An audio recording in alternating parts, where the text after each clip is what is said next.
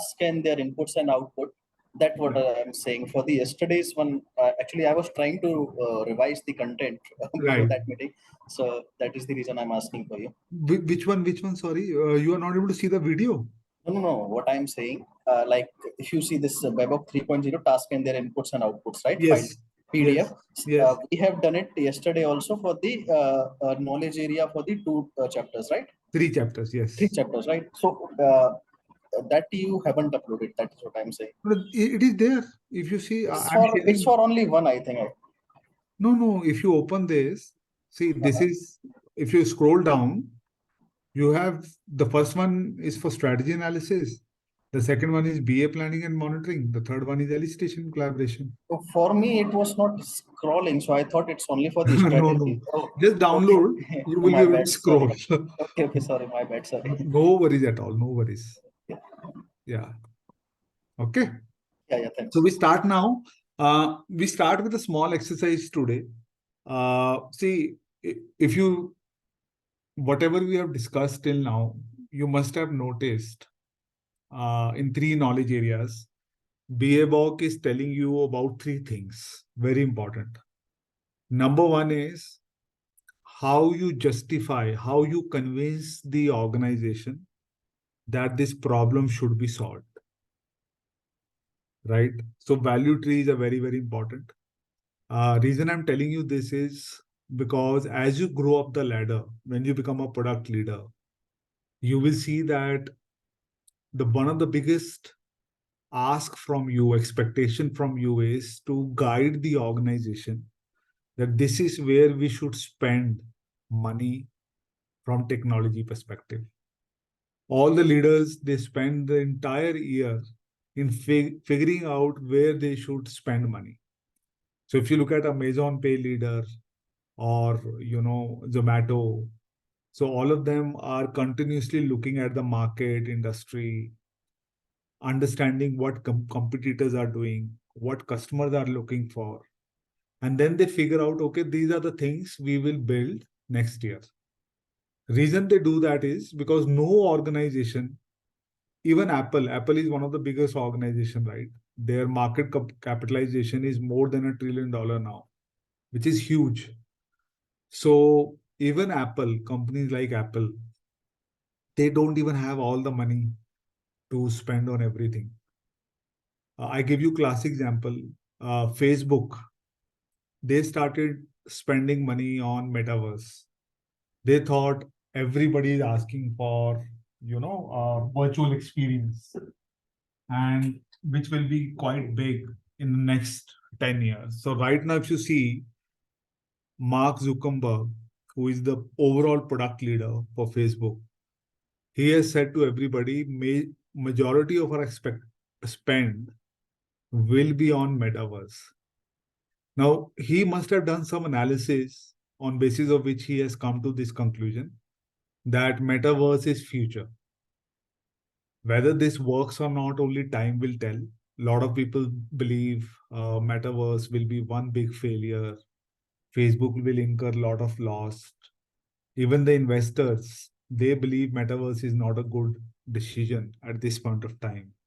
Because even now you don't see the results. Just imagine, so many people are telling Mark Zuckerberg that you're doing it wrong. You should, in fact, spend money on realistic products like Instagram, WhatsApp, expand it more, add more and more functionality. Even they are doing it on WhatsApp, but even add more functionality wherever possible. Why are you thinking about metaverse, which might be required 10 years down the line, or which might become really polished and popular 10 years down the line? So what BABOK is trying to tell you is that as a leader, getting convinced about the problem is not an easy task. The benefits, whatever you foresee, for example, right now, Mark Zuckerberg wills that there will be huge benefits when metaverse is successful. Even I believe we need metaverse. It has its own advantages. And the experience is completely different. But then adoption of this technology will not be easy because it's an expensive technology. It requires high internet. It requires some gadgets as well, which Apple has already built one. Even Facebook is trying to build one of similar quality. So that kind of gadget is also required. So adoption will take its own time. Um, so, but I also believe that yes, it's a right step. But whether we are able to execute it properly or not, we will get to know in next 5 to 10 years.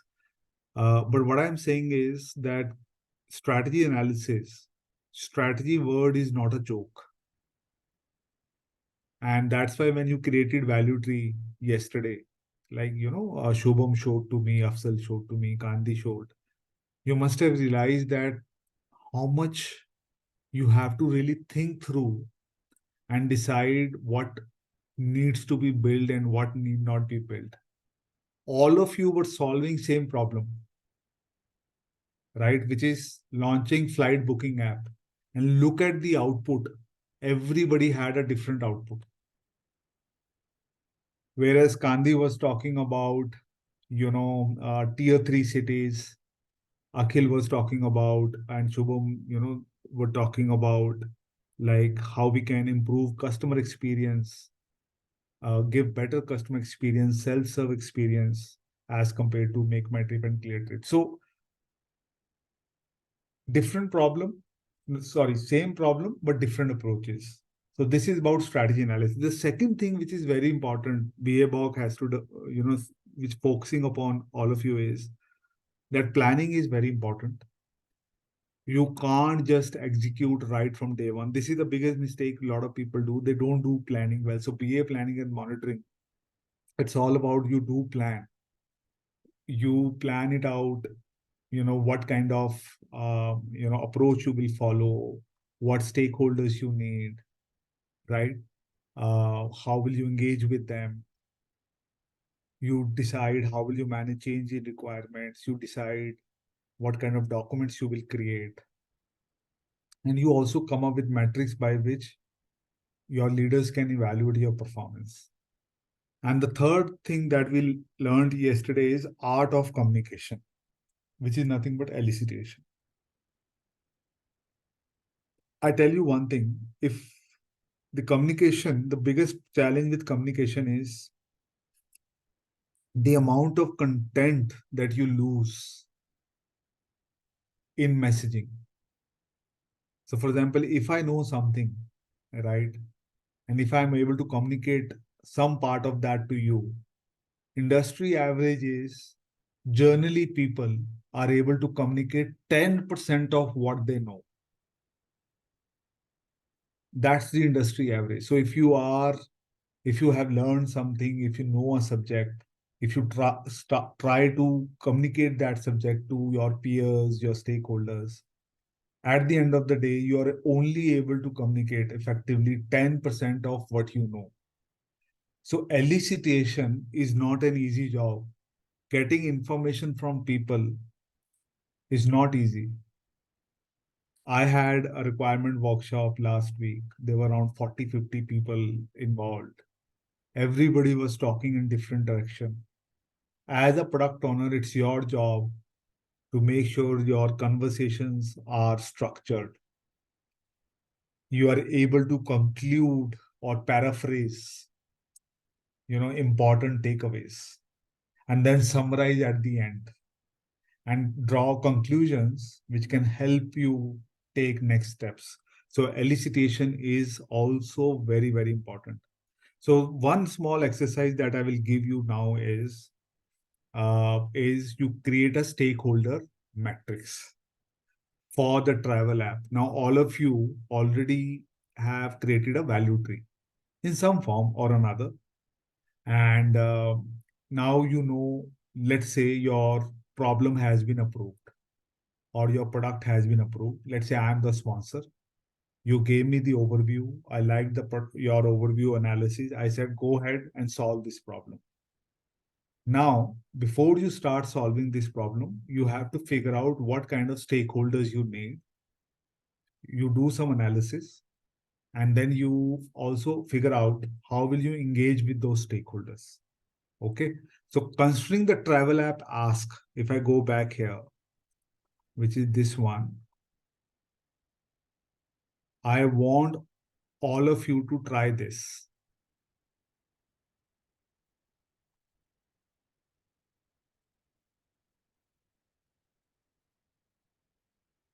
Just create simple these four quadrants. You can create it on Excel or even a PPT, right? It can't be on a notepad because you have to create a diagram. Simple stakeholder matrix for your travel app. Let's say you are an entrepreneur, right? You got your product approved, which is travel app. You're creating a new travel app now. You're competing with likes of Make My Trip, Clear Trip, Agoda, Ibibo, right? So many travel apps are there.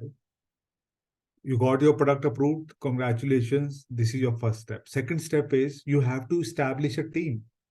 You need to know whom all you will work with, right? And then you will start executing and start working with these people as part of elicitation. So I'll give you a few minutes, right? Roughly around 30 minutes. Please try to create the stakeholder matrix. So basically, I want to know if you map influence of stakeholders here, impact here. Again, reiterating, influence means how much they can shape your product, right? So whatever product you are building, the features that you will decide, how much influence they have on those features that you will build as part of your travel app. So that is what we call as influence. And the impact means whatever features you are building, what is the impact of those features on those stakeholders? So depending if impact is high, it is in this quadrant. If impact is low on that stakeholder, it is in this quadrant. So think of all the stakeholders you will work with, regulators, customers, your internal teams, audit, legal, compliance, right? From a travel app perspective, whosoever you need to interact with in order to build your app, first list down those stakeholders and just simply put them in each of these boxes. And then few of you will give me an overview of how you foresee, how you identified the stakeholders and how you analyze those stakeholders as part of this technique. Can we do this, please, in next 30 minutes? Yeah, Mohit, I have a doubt. Like, you Okay. have a previous slide that has a list of stakeholders, Yeah.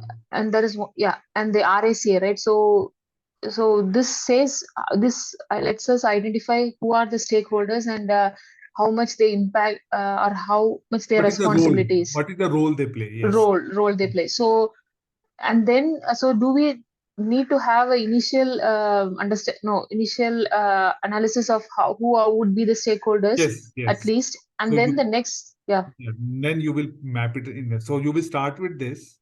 okay, This RACI. See, generally we don't do RACI, to be honest.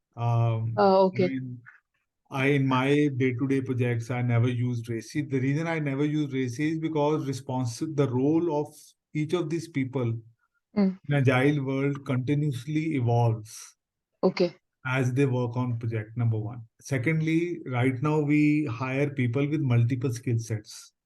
We call it a T skill sets. So a tester, even though his or her main job is of quality assurance, but sometimes they also act as a system business analyst and a system analyst. okay, So right now we hire people with T skills, right? So you must have heard about T skills. T stands for tomato. So which means like the vertical line is your depth, horizontal line in T is your horizontal skill sets, which is like additional skill set that you have. You might not be expert in that, but you can support as and when required. Make sense? okay. So what we do is you just figure out depending upon your project experience, just think about all the stakeholders you are working with right now, internal, external, make a list of them and simply map them in these four quadrants. So Okay? so when we decide on this on the Just left put the and right, names. yeah, so do we have to decide based on not based on one stakeholder, right? Keeping everyone in mind. Yes, keeping everybody in mind and whatever Okay. stakeholders you have, let's say you have 20 stakeholders identified Mm. with whom you will work with. Just put the name of those, not name, those stakeholders over here. So let's say you have a tester. Okay. Now you decide tester will lie in which quadrant. Wherever it lies as per you, put tester in that quadrant. That's it.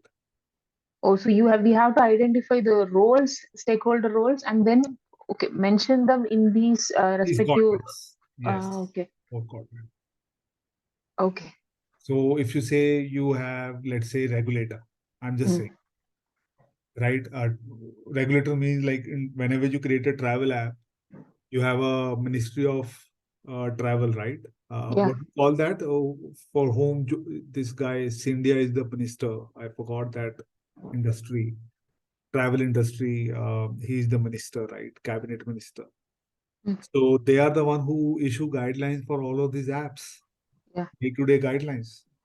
So that is one regulator is one of the stakeholder whom you will work with. Second external stakeholder is your income tax commissioners. They also issue guidelines like Make My Trip has to collect GST, right?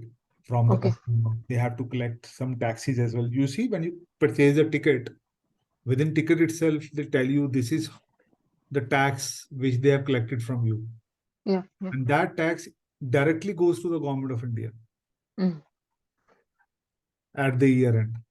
So that is also one regulator. I mean, now I'm solving it for you, but I'm just thinking, I'm just saying that just as per your experience, travel experience, industry experience, list down the stakeholders first in an Excel, create these simple four quadrants on one slide, and drag those stakeholder Yeah. types into Yeah. each Yeah. of these quadrant. Okay. Clear. Okay. Yeah.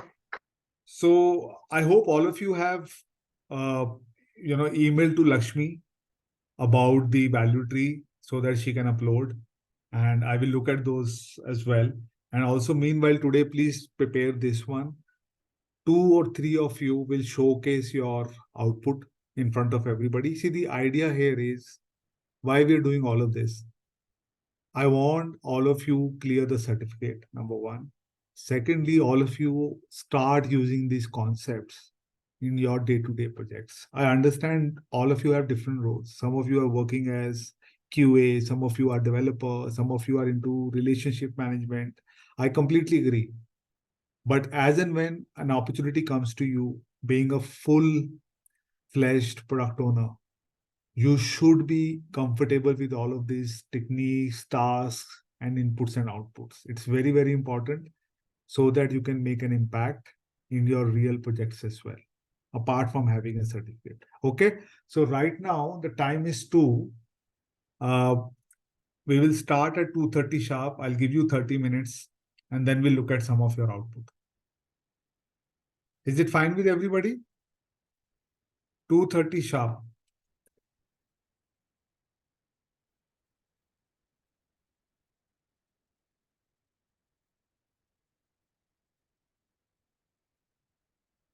And whenever you have any doubt, you can just unmute yourself and ask me.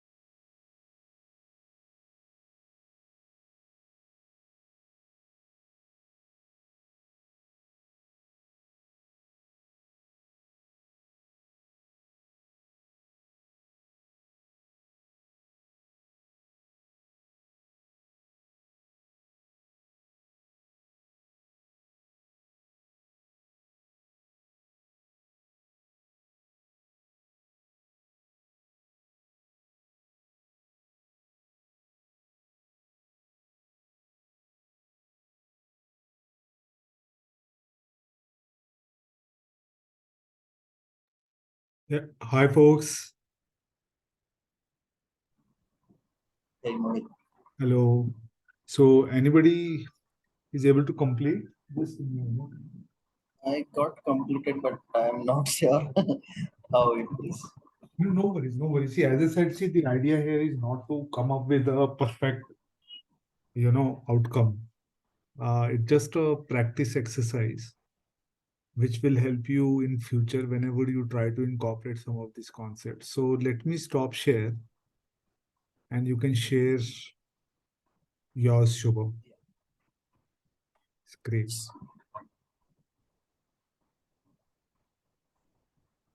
Can you see my screen? Uh, Hold on. Yes, I can now. So actually, I have list down the stakeholders list. 17, I thought would be which should be the stakeholder for the travel app. Very nice. Where two from the ministry, uh, which is one from the Ministry of Transportation and second one from the finance. So yeah, it will put the Mm. finance. Rest I put like where I need the sponsor, which would be the IBS LOB line of business, which would be the sponsor for that, and uh, and client also. And rest are the regular team which we used to work on our daily basis. Right. So, I mean, impact and influence both would be high for these stakeholders, Yeah. where the sponsors, which we need to keep in the confidence all the time, Right. project and the product manager, where if we make any changes or incorporated any changes, we need the clarification or confirmation from their side. Right. Business architect and the SME. I'm not sure, but I have put it because subject matter expert would be the one who will guide us throughout the project. Yeah. So that I have put over here. Where Yeah. over here in the client influence of the stakeholder would be high. Where would be the client, which will not that much of impact, but influence. I thought, and the infrastructure analyst and the solution owner I have put Very nice. over here. And Mm. for both the low influence of the stakeholder and impact, a Ministry of Finance, because I think we can't do anything with the taxation and all these things. It's just the Right. influence, not impact, because we Right. know what is there before even starting of the project and thought of the project, right? Right. So we can't do anything. So I thought the uh, to put it over here, the PMO, Right. which will manage our budget throughout the project, developer, tester, and the end user, where we will not interact much instead. Like we just need to give the direction for that, how the project will work. And the last over here, where the impact for the stakeholder would be high, which would be the Ministry of Transportation, where we need all the permissions and their regulations and the guidelines we need to follow. Application architect to see the if it is technically possible or incorporated in the current architecture of the application, and the database architect. Very nice. Perfect. So, see, first of all, the best thing about stakeholder matrix is there is no right and wrong answer in it. It's completely your interpretation, number one. And secondly, the stakeholder matrix evolves as we interact with them throughout the project, right? The level of involvement of a stakeholder varies from throughout the life cycle of a project. But general high thumb rule is that the first quadrant where the influence is high and impact is less are generally the regulators. So basically, they do not use your product, right? But they influence your product. So they will tell you these are the things you need to have in your product, some security, compliance, some related to taxation. So all the regulators, the law making bodies, they have very high influence, but they have very, whatever we build, the impact on them is the lowest because they are not the users of our product.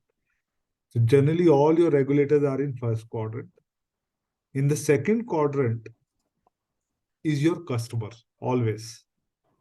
They are the one who are always influencing your product, they are also using your product as well. So all customer related stakeholders, they are in the second quadrant. And the third quadrant, which is like bottom left, is your basically third party, vendors, third party stakeholders. So for example, uh, these are stakeholders of associated systems. So if I have to give you an example, um, so Zomato is an app, right? Let's say there is a third party app which basically interacts with Zomato, then Swiggy, and then Amazon Food, and give you the price of a dish sourced from these various apps. Now, what happens is you are evolving Zomato, but the APIs will remain same for Zomato. They will continue to get that feed, which is absolutely fine. So these third party apps, they generally, you just keep them informed. They have the less influence on your product. They are not the users of product, right? They just take some data feed from your product on a regular basis and show it on their app. So that is your third quadrant. And the fourth quadrant, the last one, bottom right, is actually your team, project team. They are the one who actually are building your product. So as soon as you add a feature in the product, the impact is very high because they have to build that impact. Very nice attempt, Shubham.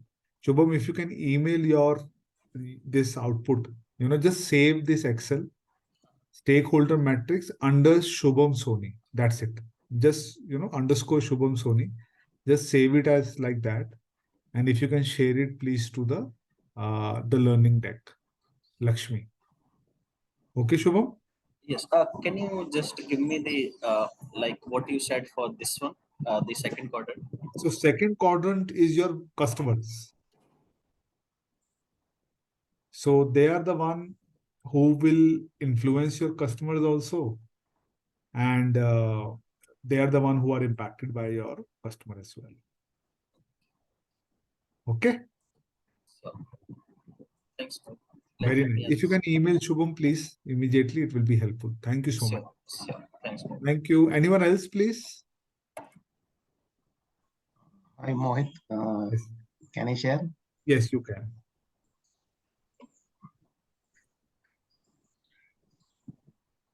Is it visible? Yes, it is. Yeah. Mohit, I made it in 4 box quadrants. Is that okay? Yes, yes, yes. It is also fine. Okay. So for the product, we are analyzing one impact and influence based on various stakeholders. So first quadrant, we can see that there are highly interested and highly powered authorities as the stakeholder. So I place them in the first quadrant, which may contain a project sponsor to provide all the related resources and funding. So as a BA team, we'll communicate the progress and seek their inputs on every decision. Then CEO should be updated on the strategy and the application's goals are in line with the IBS organization standards.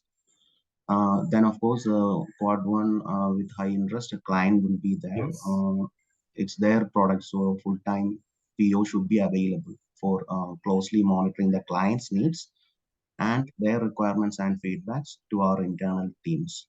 right, So those are the high interest, high power. I placed like that. Don't know correct. And second one I placed like high authority and severely low impact.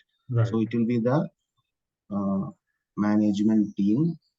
So their day-to-day involvement can make delivery in time, and all the internal teams can be assigned for the project, like to get it delivered in a full quality format. So they have low impact but high authority, and is in quad 2. Then there is a quad 3 where comparatively low authority and low interest. right. there are placed all the employees together. So I don't know whether that is correct. QA tester, DevOps, product team, lead arcs, everyone. They Right. can all gather and incorporate their ideas, visions, and make more solutions. Right. So that area like that. Then in quad 4, low power and high impact is there. However, because outside non-government regulation, compliance, social and impact, our economical impact, and is it safe? The application should be safe to the all the customers. So like that. Right. Yeah. Very So, nice. So Akhil, one of the good thing I like about you was like you explained each of these quadrants as well. And basically, you gave your justification that why you think these type of stakeholders should be in each of these quadrants. So which okay, is a very good way of, got it. Yeah, making sure whosoever goes through your document knows what you are trying to convey. So absolutely perfect.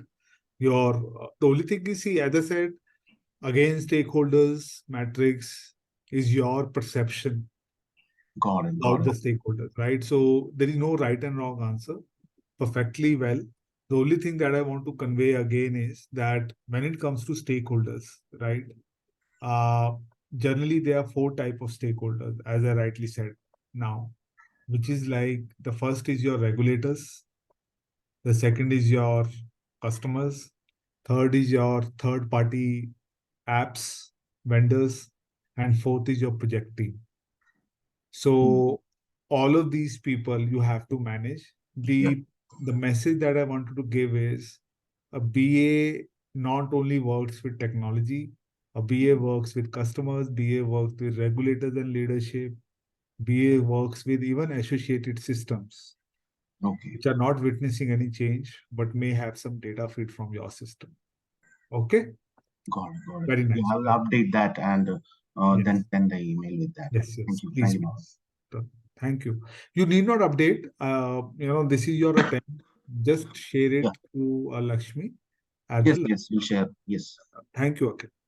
Thank you. Okay, one last to go. Anybody else wants to showcase?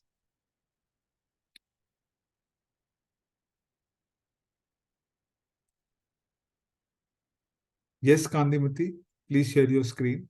Thank you. Yeah, Mohit.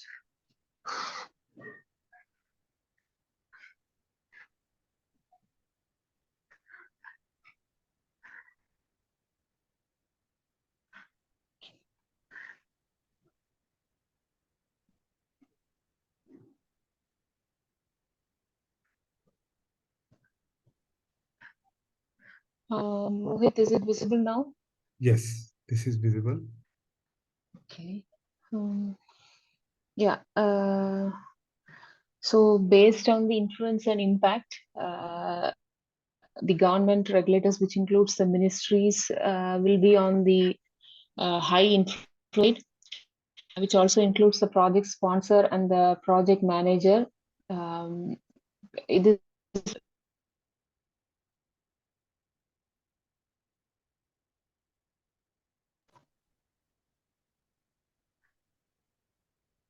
I think we have lost you, Kandimati. There is some problem. are able to see my Yeah, screen and now. hear me? No. I I can got hear you now. disconnected in between. I can hear you, but can't see your screen. Yeah, now we can see your screen as well. Yes. We can see your screen now.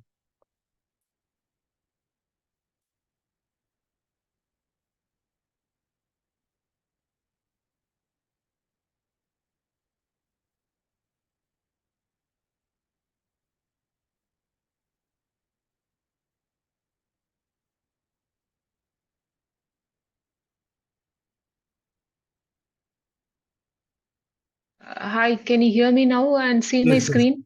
yes. We can hear you. Sorry. Yes. Yeah, there were some issues in between actually. Yeah, Sorry. I think it's Zoom issue. No worries. Yeah. Okay, and then it's not okay. And then project sponsor and project manager has high influence, and then a less influence is on high again. Impact level, it's the design team, and I have categorized the customers, like they have a business analyst team at customer side, and they Yes. have the business team, meaning like the users, not the super key users, which is like a bit higher level of the super key users who makes a decision on the floor. So there is a customer business team, and then the IT team, which includes the other interfacing, like how our system has to interface with with their other third party systems. So I mentioned the IT team over here. So this is the influence of customer teams. And then the low impact but low influence part is development team from our side, then project development team, the testing team, the training team, and the customer testing team, because the customer side also would have a testing team. So I mentioned their influence would be low. The notes was based on your comments, Mohit. So I haven't changed it, but I Yes. just noted it down. Yeah. And on the high impact side, I have included the sponsor, the customer super key users who at the end of the day is going to use the system, and Mm. then their business teams, their business analyst team, and the project manager. Right. So No, yeah. very nice. This is absolutely fine. And as I said, the developers generally they move to Mhm. fourth quadrants, Yeah. so we can move that as well. But Okay. but as I said, even though I gave that high level generalization of stakeholder types, but depending upon industry to industry, project to project, different stakeholders can play different roles, right? So Okay. that's why I said there is never a black and white answer to Okay. stakeholder impact and influence analysis. It's always Okay. gray matter, and it's your perception how you foresee or how you perceive your stakeholders and how you then engage with them. It's a bit of a soft skill rather than a hard skill. Thank Okay. you. So okay, and so doesn't mean it's a hard rule that the No, third party vendors has to be here on no, the no, low impact side. no, No. no. So third party vendor, let's say Google Map. I'm just saying. Hmm. So Zomato uses Google Map, right, for riders and all of that. Riders are able to go to a particular location. Uh, as soon as they get the order, the Zomato rider knows which location they need to, Yeah. Yeah. drop the order. Exactly. Third party vendor is Google Map. Now Zomato is changing their features a lot. Generally, Google Map does not make any changes as per Zomato, Yeah. right? Yeah. But they keep them informed because one of the biggest vendor for Google Map is Zomato. Mm. Yeah. So Zomato gives them really good revenue every year. They get that, Google Map support. So, Okay. but if you see Google Map never influences what features you need to build on Zomato, number one. Yeah. Yeah. Yeah. And also, they are not the users of Zomato at all. Exactly. Okay, perfect. Thank you. Yeah. Thank you. Thank you. Please share, everybody. Thank you once again. Saloni, I saw your output. Very nice attempt. Thank you so much. Folks, please do share your output, to Lakshmi. The reason why we are doing this is I tell you because we want to encourage these exercises in future batches as well. So whatever outputs you are creating as part of these exercises, we will set that as an example and a benchmark to future batches that please do participate in these exercises, right? Because see, when we spoke to IBS leadership, their ask was two simple asks. One is we want more and more people get being encouraged to get certificates because this is how you showcase your subject matter expertise to your customers. So certificates are important. And secondly, if some of these concepts, if not all, at least few of these concepts can be used in projects as well. Thank you once again, all of you. So let's start with the fourth knowledge area. Again, very simple. We will have this knowledge area. I'll give you an overview. We will have a very interesting quiz on that knowledge area. And then we'll go for a lunch break. Okay. And then today we will finish total three knowledge areas. All three knowledge areas are very simple. By end of day today, you will have all your syllabus completed. Tomorrow, it's all your, exercise session. So there will be a quiz, 1.5 hour quiz will be given to all of you. You will attempt that quiz. You'll get a score. 30 minutes, we will discuss your queries on the quiz. Okay, so if you have any query on the answers or anything, we will discuss. After that, 2 hours, roughly around 2 hours, we will spend on application. So I'll give you an application matrix. I'll explain to all of you what is the application matrix. Get your resume ready tomorrow. All of you should have your resume because then you can copy paste, and then we will have your application doubts as well. So tomorrow, by end of day tomorrow, all of you will know how to apply for the exam, number one, and also you get a taste of the simpler version of mock test as well tomorrow. Okay, so let's start with fourth knowledge area today. Let me share my screen very quickly.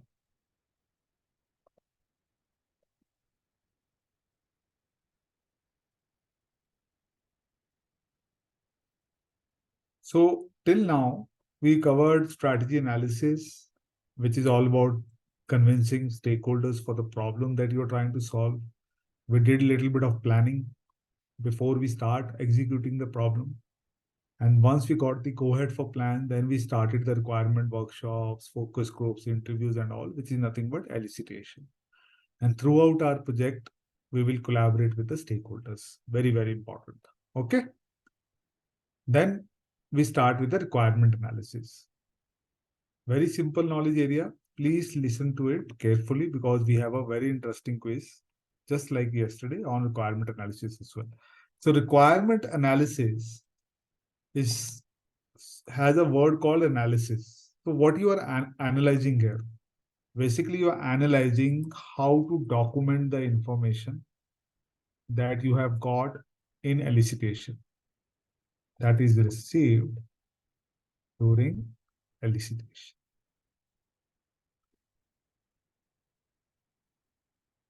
So requirement analysis is nothing but how you document. So here you are creating requirement documentation. So requirement analysis is all about documentation. Okay, so here you are actually doing the documentation. So how you do documentation? Very simple. The first thing is you specify and model requirements. So whatever elicitation you have done, see here, elicitation, any state means it is unconfirmed or confirmed, which is meeting minutes. Remember, I asked you a question yesterday. Getting confirmation for meeting minutes is not easy. So even if you have not got confirmation for meeting minutes, whatever raw notes you have taken, start specifying and modeling your requirements. So specifying is nothing but your textual requirements, like your BRD, your functional specifications, and so on. And modeling means whatever process flow diagram you have to create, right? You sometimes create use case diagram. So you start creating that. And also you sometimes create matrices. Matrices is nothing but your data dictionary, glossary. So what happens is, for example, when I am working in wholesale lending, there are a lot of abbreviations that we use. Now these abbreviations are sometimes very organization specific and sometimes very industry specific. Do not assume everybody knows those abbreviations. So make sure whatever you are working, right? If you are using any abbreviations, you define those abbreviations as well. And this is your first task, which is specify and model requirement. Very, very important task, because in specification and modeling of requirement, you actually create the requirement documentation. Now, if you see, they have given only one input, but here you can use one more input, which is BA information management. Remember this one? Information management approach.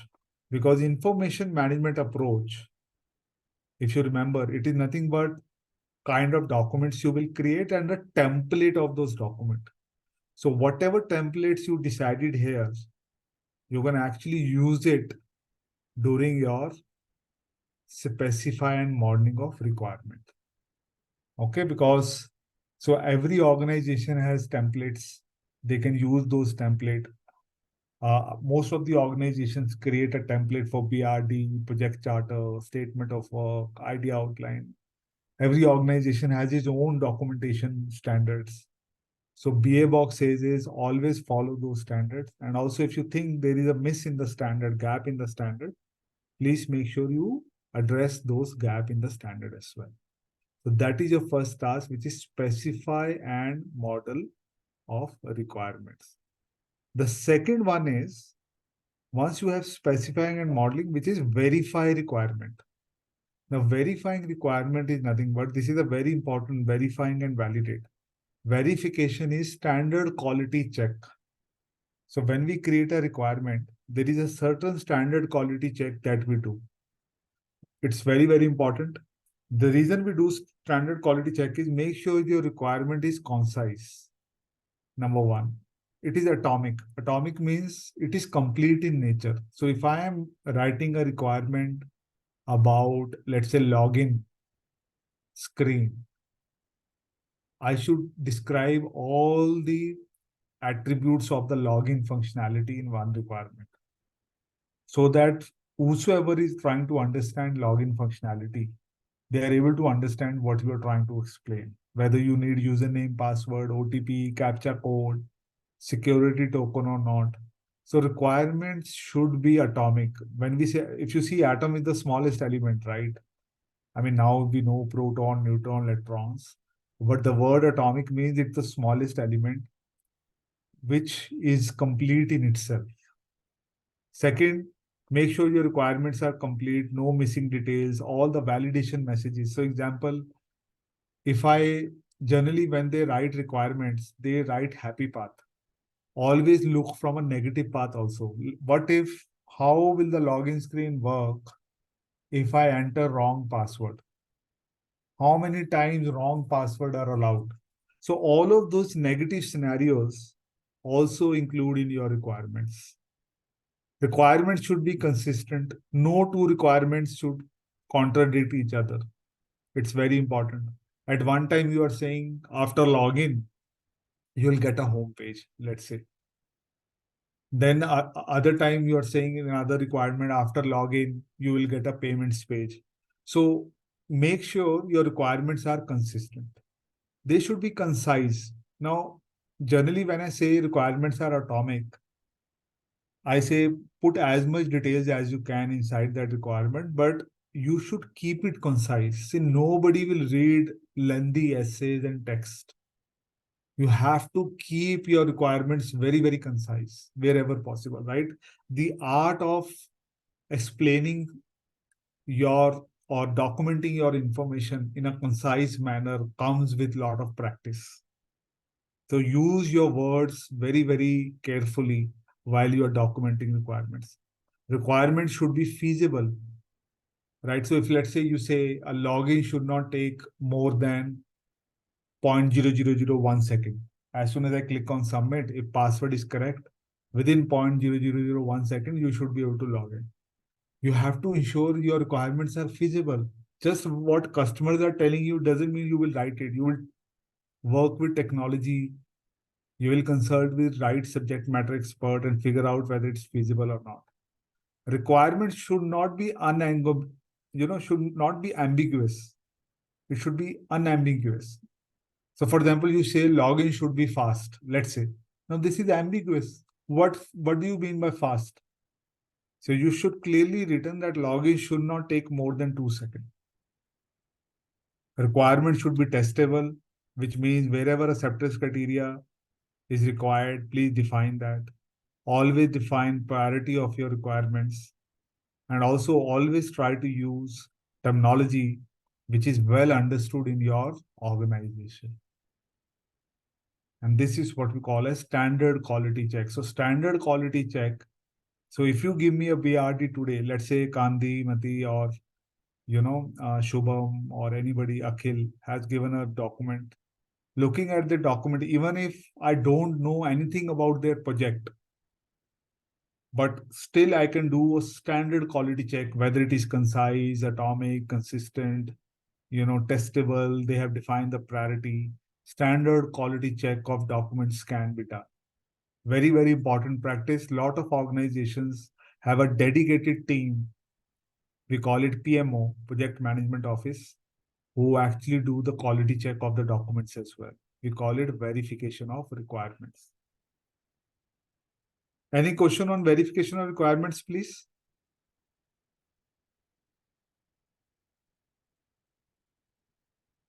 Okay. Then we do something called validate requirement. Now, what is validation? Validation is where you test the functional accuracy of your requirement. This is also very, very important. Now, functional accuracy, what happens is, now let's say Kandi has given me her BRD.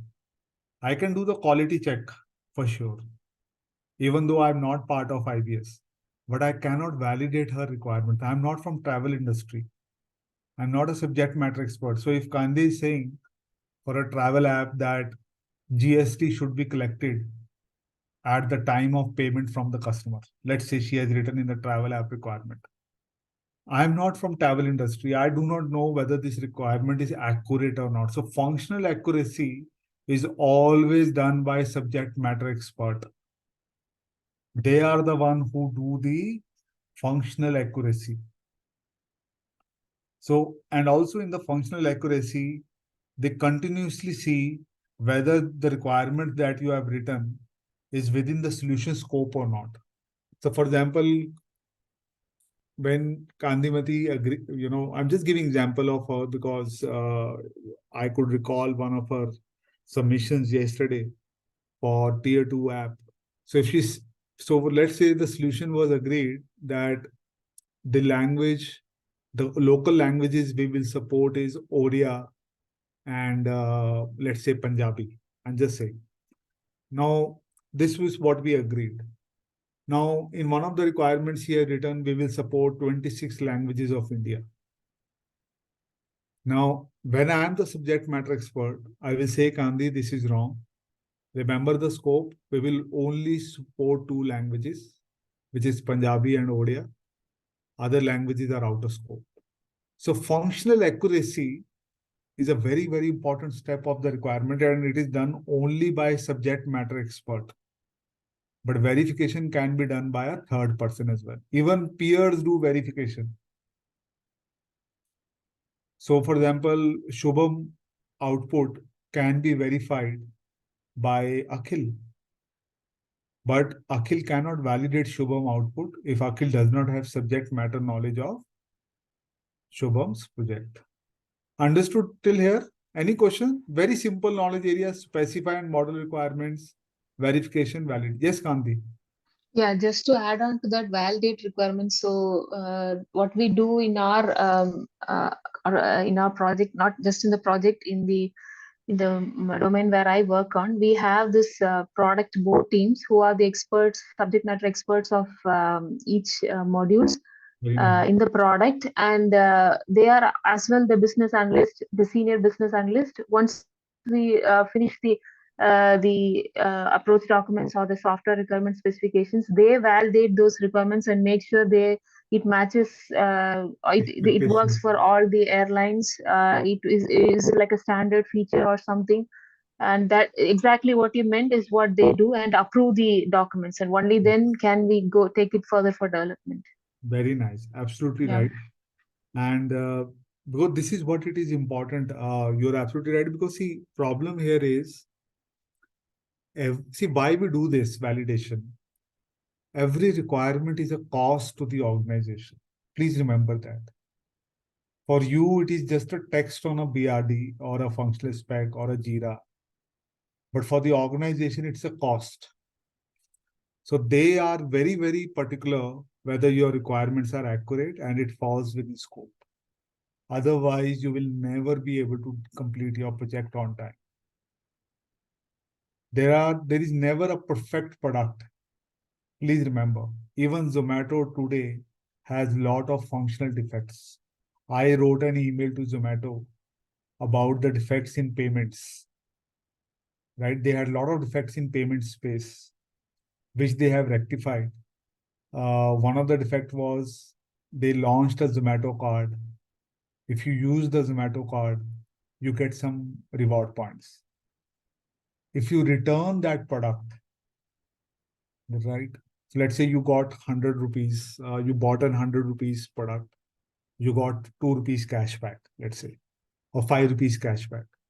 Now, if you return that product, the amount should be refunded is only 95 rupees because already 5 rupees cashback you have got. It never used to happen in Zomato. So any cancellation, they never used to adjust the cashback for Zomato RBL card. Second thing was the defect was you use your Zomato RBL card, right? So sometimes they used to roll out offers like if you make a purchase of 500 order, they'll give you 20% off. So I used to take 500 order, take 20% off. Let's say remaining is 400. Now 400 should be spent on Zomato card. But if you have Zomato credits, you can actually spend that 400 rupees through Zomato credit and no money will be deducted from Zomato card, RBL card. So there were certain defects. So what I'm saying is getting agreed scope correct is itself a big task. And if you keep on adding to the scope endlessly, agreed scope will not be delivered perfectly. And also whatever you're adding, you will not be able to do justice to that as well. And this is what we call as validate requirement. Very good, Gandhi. Anyone else, please? Before we go ahead. Okay.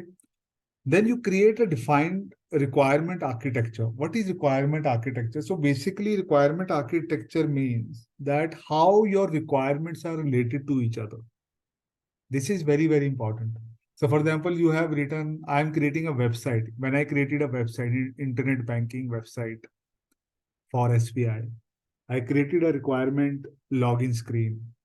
There was first landing page, then there was login screen, then there was after login, there was home page. Within home page, you have 3 options: payments, accounts, loans.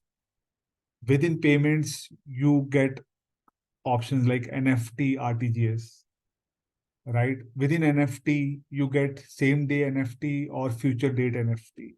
Within RTGS, you only get same day RTGS option. So I created a sort of a process map saying that how these different requirements, NFT, RTGS, payments, landing page, home page, login page, they are related to each other. So I clearly said login page will come only after the landing page. Because once you have, so landing page, when you open the Hi, website. Mohit. Yes, hi. With any issues? I just saw the message. No, no issue. Acha, acha. Yeah. Thanks, Lakshmi. Yeah, thanks. Thanks, Mohit. Yeah.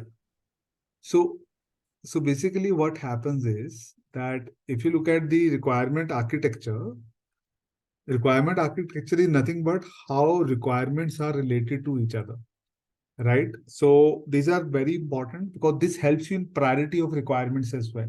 So let's say I know on the landing page, you will have login button. When you click on the login button, you'll get a login page, right?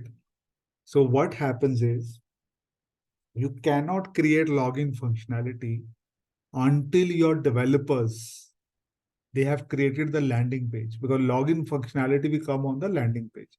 So requirement architecture, BA Box says, is becoming very, very important because nowadays we are building very complex products. When I started my work, my product was very simple. It used to be very simple. It was like a small application. You had certain UI, you put in fields, certain validations used to happen, click enter. Those fields, those information will be saved in the database. That was the purpose of the application. I'm talking about 2005, 2000, those time, 20 years before. Now you look at the application we are building. Every product is becoming complex. More and more people are required to deliver one simple product. And that is why requirement architecture is very important. Okay. So if you see requirement analysis, you have 4 tasks in requirement analysis. Very important. But you have 2 tasks in design definition. So what is design definition? Please remember these two tasks, which is design definition. They are important in during strategy analysis. Even though they have mentioned it here, and that's why BABOK is little tough, they are important during strategy analysis. Why they are important in strategy analysis? Because in strategy analysis, if you remember, SBI came to us for online banking, right? They said, we want to give banking online. What we did, the first step, we analyzed the current state in strategy analysis. We understood what SBI works, how it works. We came up with BRD. Third thing we did was design definition. I explained you what is design definition. Fourth we did was risk assessment. And fifth we did was change strategy and business case. So what we did in design definition, we designed the solution. So what solution? Now, online banking can be given to customer in multiple ways. There was various options. One is you can give website. You can give phone banking. Somebody can call at a call center. And third is you can do SMS banking. Remember at that time, we didn't have mobile, but we had something called pager, if you remember. So we even evaluated this option also. It was not like SBI came to us, said that give us a website. SBI said we want online banking. So in design definition, the first thing you do is you come up with options. What are the various options that are possible? And you do pros and analysis of each of these options like website, phone banking, and SMS. And then you give final recommendation of the solution, right?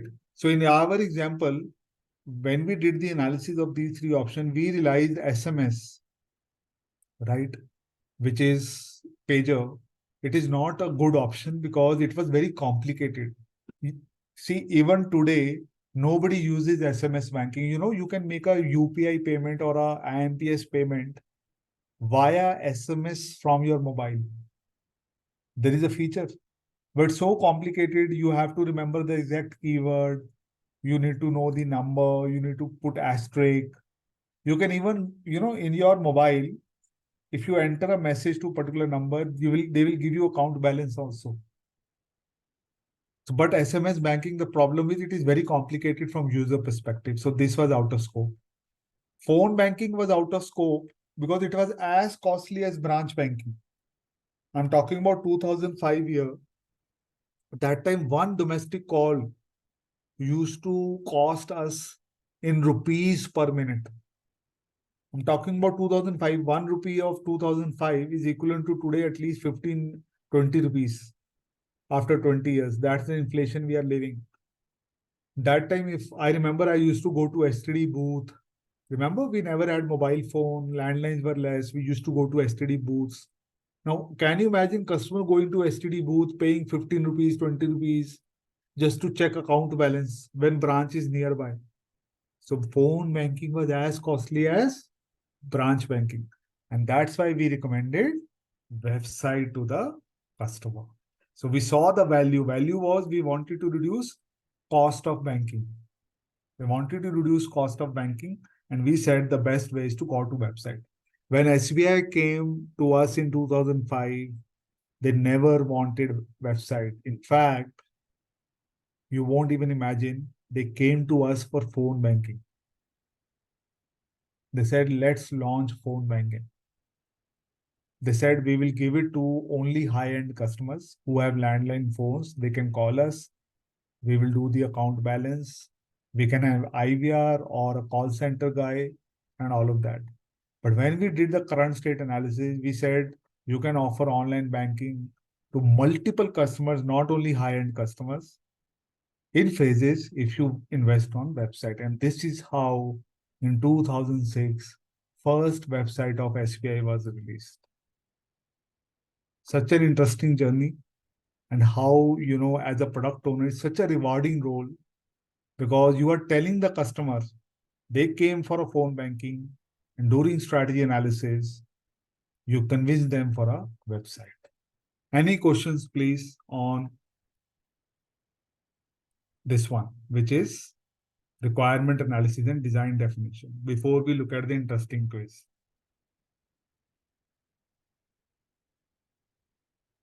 So what I'm saying is when you will read BA you will realize they have done a terrible job in explaining this task.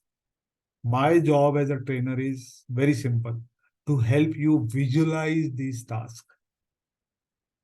Trust me, if you visualize this task, even if you haven't not read the book, you can still clear the exam.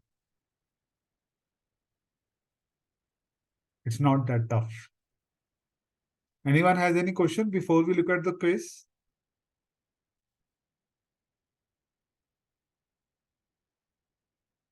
Okay, so let me give you an interesting quiz.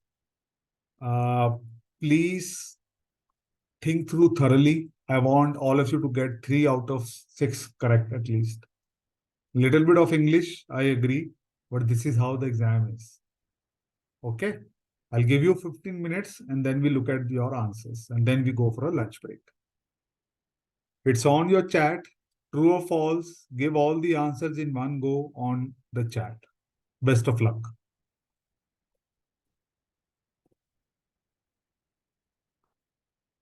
3:30 sharp, we will look at the answers and then we'll take a break.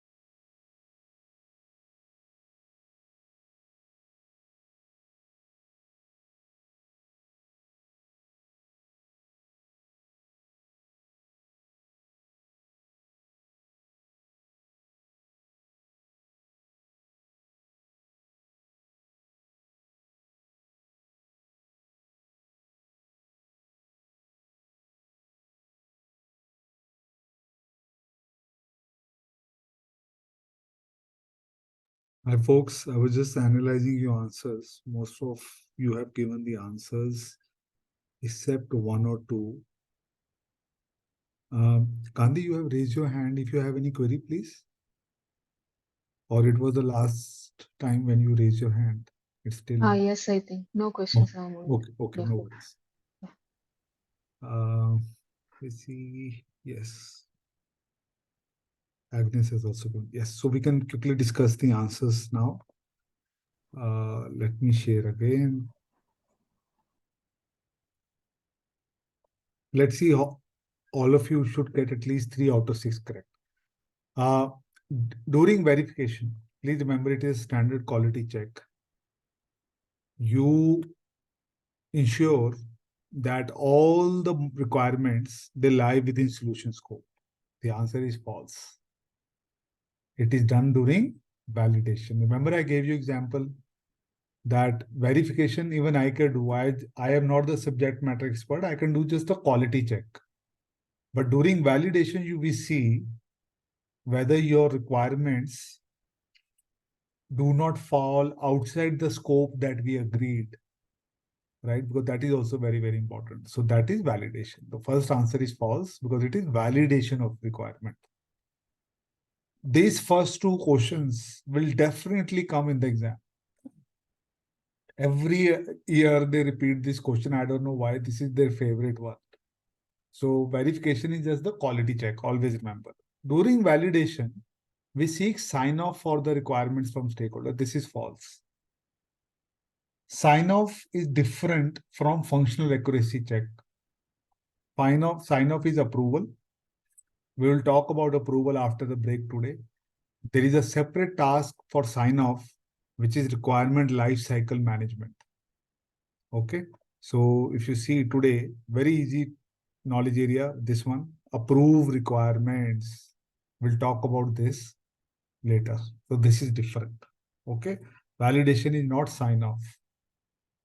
While defining design options, you consider requirement architecture, which helps to understand how requirements relate to each other, which is true. So I told you requirement architecture will tell on the landing page, you will have login. After login, you have home page. Within home page, you have 3 options. So all of these requirements, how they are functionally related to each other, you will define design options accordingly. Accordingly, you will see what all options you can give or suggest or consider so that it can cater to this requirement architecture. Okay, this is true. Requirement architecture is intended to demonstrate traceability between different type of requirements. See, different. This is false. Traceability is a different task. What is traceability? I will explain you after the break, because after the break, the another task, tracing of requirements. So we'll talk about that as well. So this is false.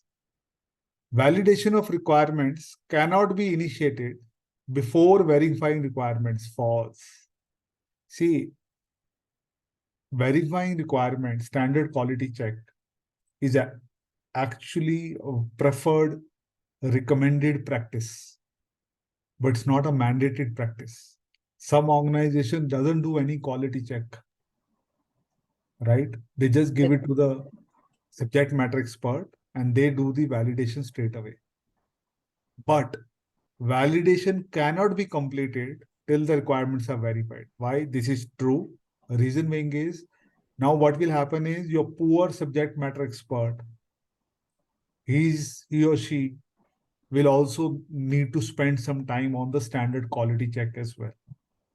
But generally, what Bayer box says is very simple. Recommendation is you do the quality check of your requirements through your peers or yourself. Then you give it to SMEs and they will do validation.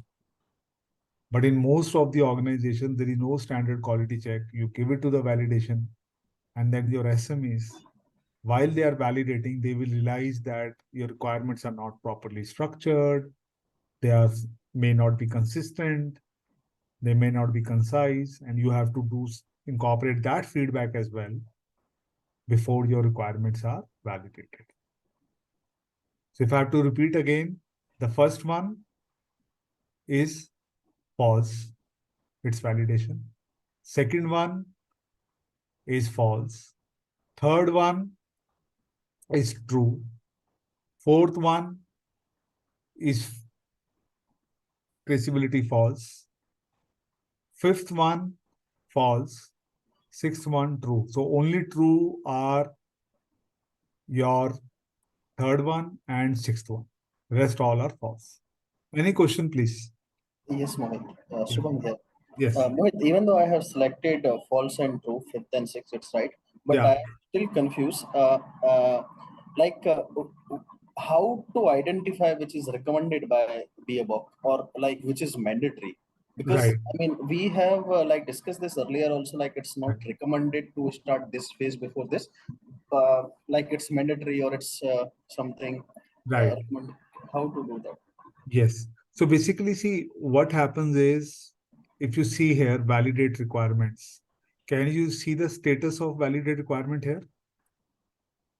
I didn't understand. You see the validate requirement task? Huh. You see the input as requirement? Yes. What is the status of input here? Specified and modeled. If they would have written verified here, then it means you first need to do verification, then only you can do validation. They have not written verified here. Oh, so it's a recommended, not mandatory. Yes. Does that make sense now? Yes, but suppose for this one, 19 and 20 Huh. requirement architecture, they have brought nothing. So we can say it's a recommendation only. Yes, you are saying. You have to see thumb rule.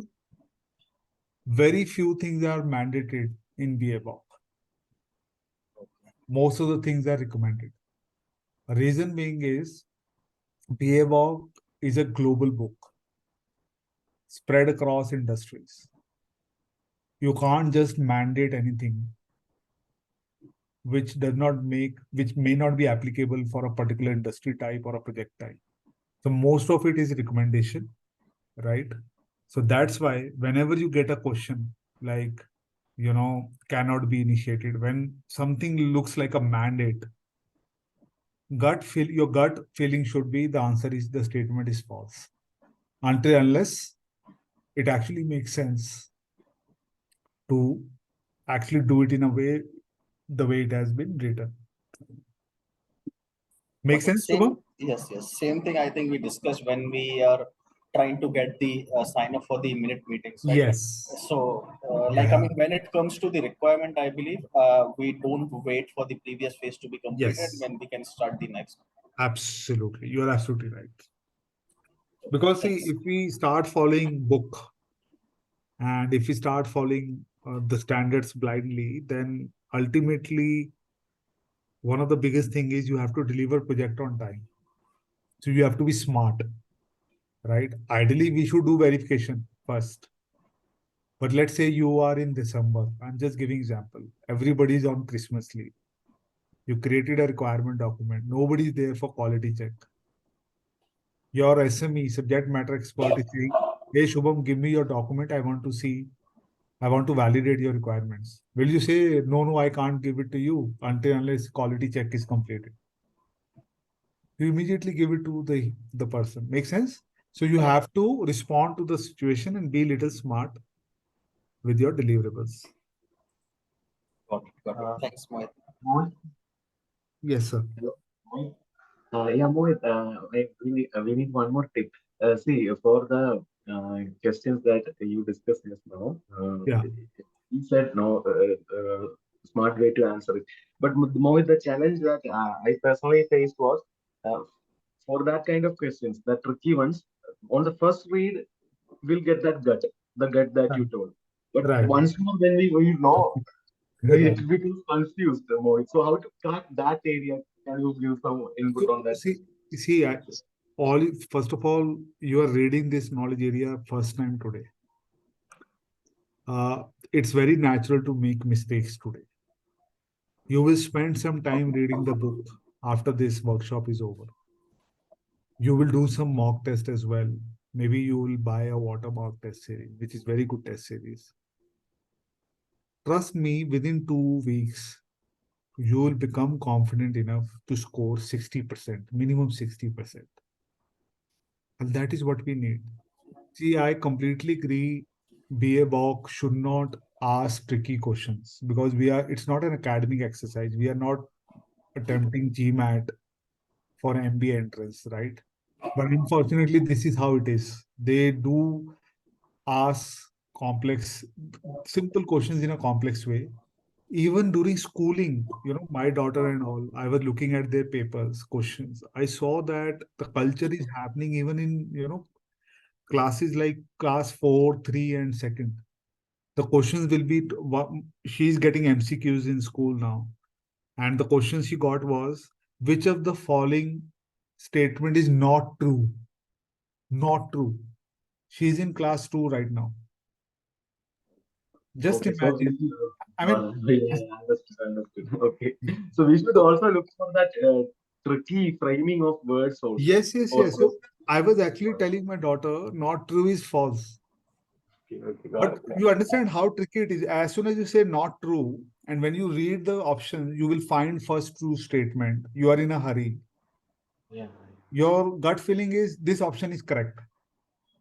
But now you have to choose for the false option in the correct options. So these kind of questions will come in CBAP also. They'll say not true, not false, which is actually true. You're looking for a true statement. You understand what I'm saying? Yes, So completely understood, Mom. Yes.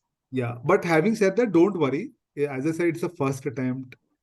Even if you're able to score, 50% now, 40%, which is fine. See, the good takeaway is I'm very confident that all of you today, if somebody asks you on the floor, hey, tell me what is strategy analysis?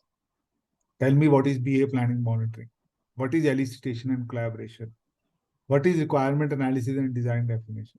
All of you will be able to explain it without even looking at any document. Yes or no? Am I correct? Yes, Will you be? exactly. Yes, you will be, because now you are able to visualize it. And that is what CBAP commands and demands. That are you able to visualize these knowledge areas from a practical standpoint of view? Okay, perfect. Any questions from anyone before we take a break?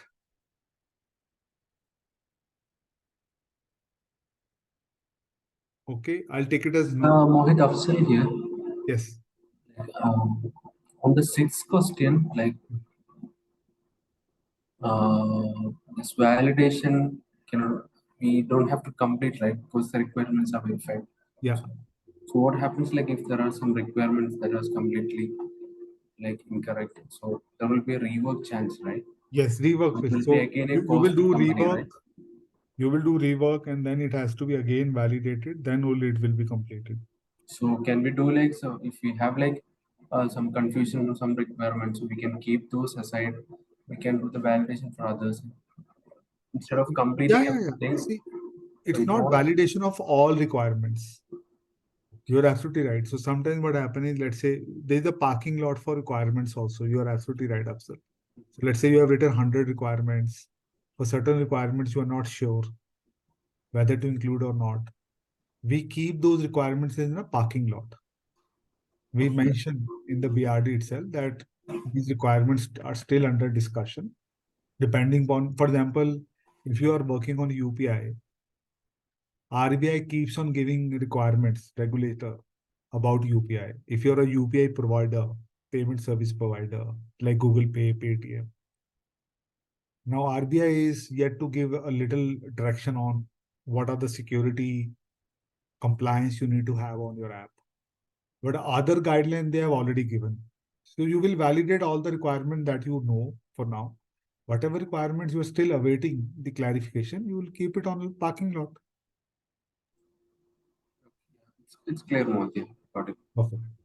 Thank you. Mohit, Mohit, Yeah. Mohit, that one doubt I wanted to clarify. Mohit, in the previous organization where we work, Yeah. there, completely I'm telling in a testing perspective. What area are you had access? Okay, so Right. we had this document, matrix document, where this out of scope was mentioned for some Right. 40 pages. Right. So actually, on ground, what happened is, Mohit, the project went automated in 2 years, but that out of scope area, no one checked. Right. Even, yeah, so it became literally dead. So Right. I'm very confused reading that question. Right. No, autoscope is different. See, autoscope anyway is autoscope, right? Whether you really articulate it well or not. It was in the requirement traceability matrix file that comes before the project started. Right, right. See, out of scope is something when you are doing strategy analysis. That time you, for example, when we remember when I said when we analyze the online banking, we Yeah. said we will only provide three products: accounts, The loans. optional you said, right? We Yes, yes. provide optional. Yes, Yeah. yes, understood. Other things now, as an SBI, they are providing other products also. Yes, They are yes. providing investment related products also, like fixed deposits. They are providing, capital market products also. All of those were out of scope. So out of Okay, scope so is in very important. between any project, out of scope things will be deleted, right? Is that a correct point? Sorry, come again. For any project, this out of scope area will be there, and it will gradually get. Absolutely, absolutely. Every project is there. Yeah, yeah, you're right. Got it. Yeah, yeah. Thanks, Mohit. Understood. Thank you. Any other question, please, from anyone? Perfect. I'll take it as no. So we have completed 4 knowledge areas. Last 2 knowledge areas are very, very simple, right? These are the ones. We'll explain these 2 knowledge areas as well after the break. It will maximum take 1 hour. So I'll give you a break now. 2 things I request from you. Please give your submissions to Lakshmi. Don't worry, you need not beautify it. If you want to add something, please add it. It's just for reference point for subsequent batch. We actually struggle a lot in encouraging participants to participate in the exercise. Generally, we have seen participants do not participate in the exercise. So when you give your submissions, we will show to them how previous batches, they wholeheartedly participated and they benefited. This is the only way we can encourage subsequent batches. So please do email during the break time to Lakshmi. And also, if you have any query for first 4 chapters, just make a note. After the break will come, we'll address your queries before we finish last 2 chapters for today. Okay, very simple chapters, prioritizing and all of that. We'll explain to you after the break. So we'll come exactly at, I'm just thinking, my daughter also comes in and I don't want, as yesterday, again went for a few minutes break. So we'll come sharply at 4:30. Okay, so 4:30 will come sharply. During this time, complete your lunch, provide your submissions, do a little quick recap for first 4 chapters. If you have any doubt, make a note of it, we'll clear it, and then we'll finish last 2 chapters. Okay, 4:30 sharp, we'll come back.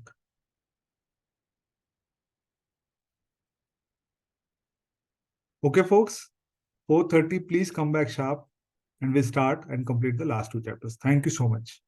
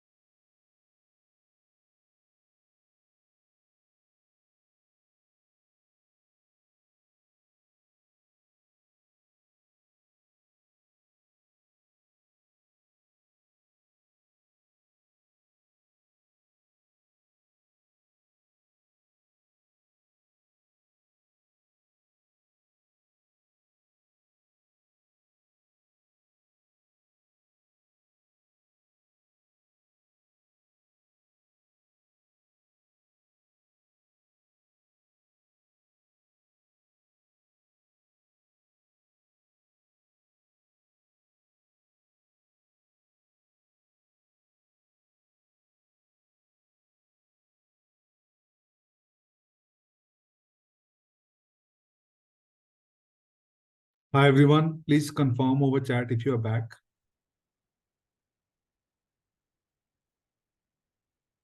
Hello. Please confirm over chat, please. Thanks, Shubham. Thank you. Thanks, Alai. Others as well, if you are back, just confirm.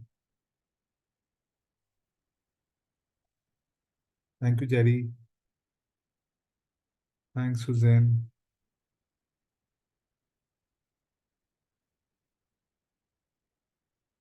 Agnes, Akhil, can you hear us? Afsal, Gandhi.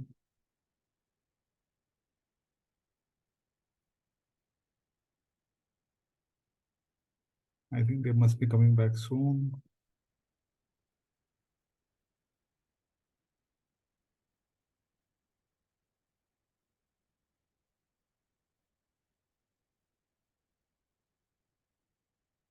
If anybody has their numbers, if they can just ask them to come back.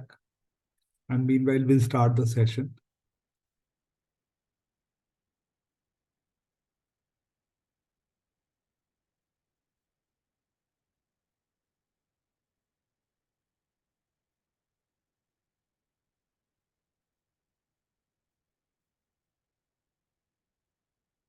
Gautam has come back.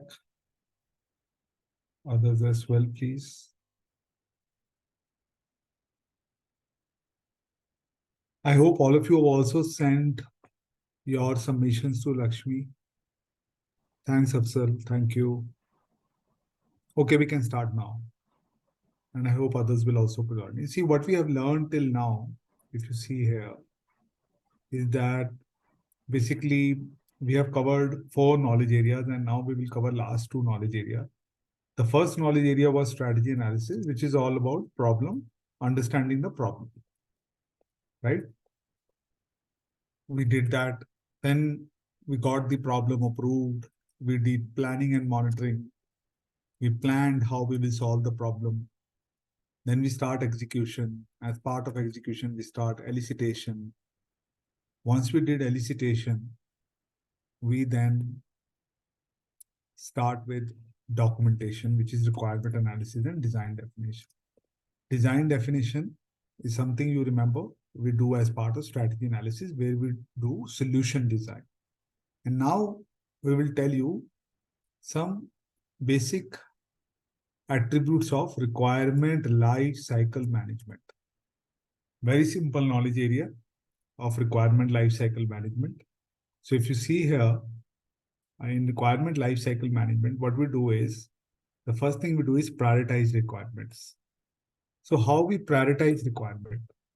See, some of the things they have written is, now as a product owner, one of the biggest responsibility you will have is to prioritize the requirements correctly. See, you might have, let's say, 1,000 requirements in BRD. Remember, I show you the BRD. Let me show you one BRD, this one. So this is the final version of the BRD. See how many requirements are there. Just see. Right? Such a massive requirement. And sales, product, and so on. And now what will happen is, perfect, Gandhi, thank you.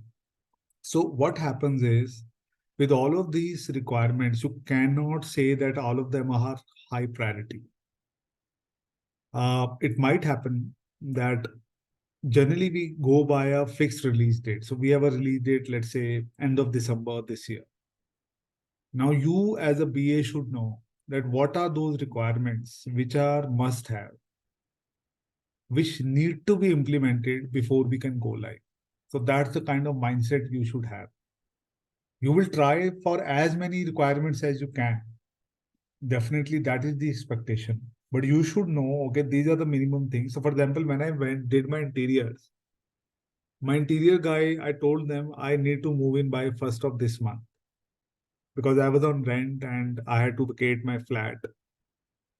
And I told him clearly that, at least one room, one washroom, kitchen should be ready. Other things, if still not ready, we can accommodate. So that was mandatory requirement. One room along with bathroom, washroom, and kitchen. Other rooms, if are ready, we are okay. If not, at least we can move in and you can continue work. So how you figure out what are those critical requirements or mandatory requirements? The first thing is benefit. You generally prioritize requirements on basis of benefits sometimes.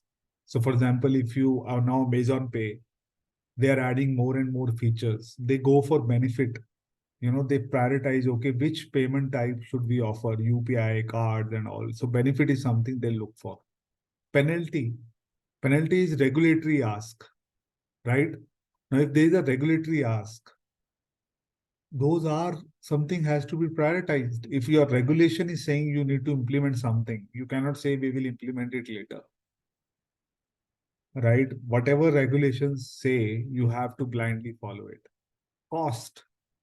Now, sometimes you see at certain requirements which are easy to achieve, quick wins, low hanging fruits.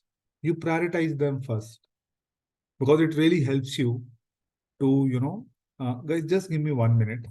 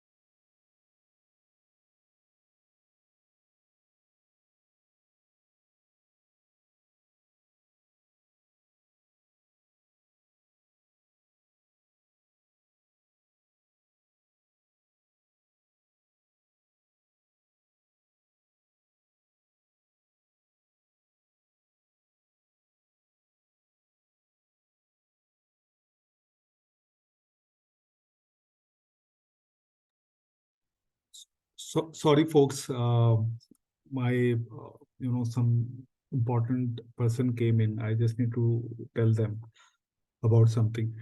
Thanks for waiting. Yeah. So prioritizing requirement, if you see here, is a very simple task, but very critical. You look at the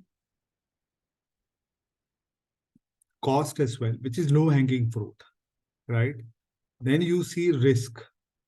Now, any requirement which is easy to achieve, the certainty, the probability of failure is less. You will go for those requirements first. Any requirement you feel it might fail, you prioritize them later. So, for example, let's say you have you are going for requirement OTP. Now, OTP, if you see the biggest reason of online payment failures in India is OTP. People doesn't get OTP on time. They get OTP, they are not able to type it in the screen correctly. So if let's say you're launching something and if OTP is not a mandate, the problem in India is OTP is mandate. So you have to go it. But let's say OTP is not a mandate. You will try to deprioritize OTP feature later and probably prioritize simple features first, which you know it will work for sure. Any requirement which has less dependency, will prioritize them first. Okay. So for example, I have a requirement which is basically is dependent on others of particular vendor. So that let's say my OTP feature will be implemented by Tata Consulting Services, let's say. Now, a vendor might have their own constraints, they might not have resource availability, so you will prioritize them later. So anything which you can do it within in-house on your own, you will prioritize them before. Time sensitivity. Any requirement you need urgently, criticality here, you will prioritize them. So for example, when we were launching contactless card, we had to go live before Christmas. Christmas is the time in Europe when people issue new cards.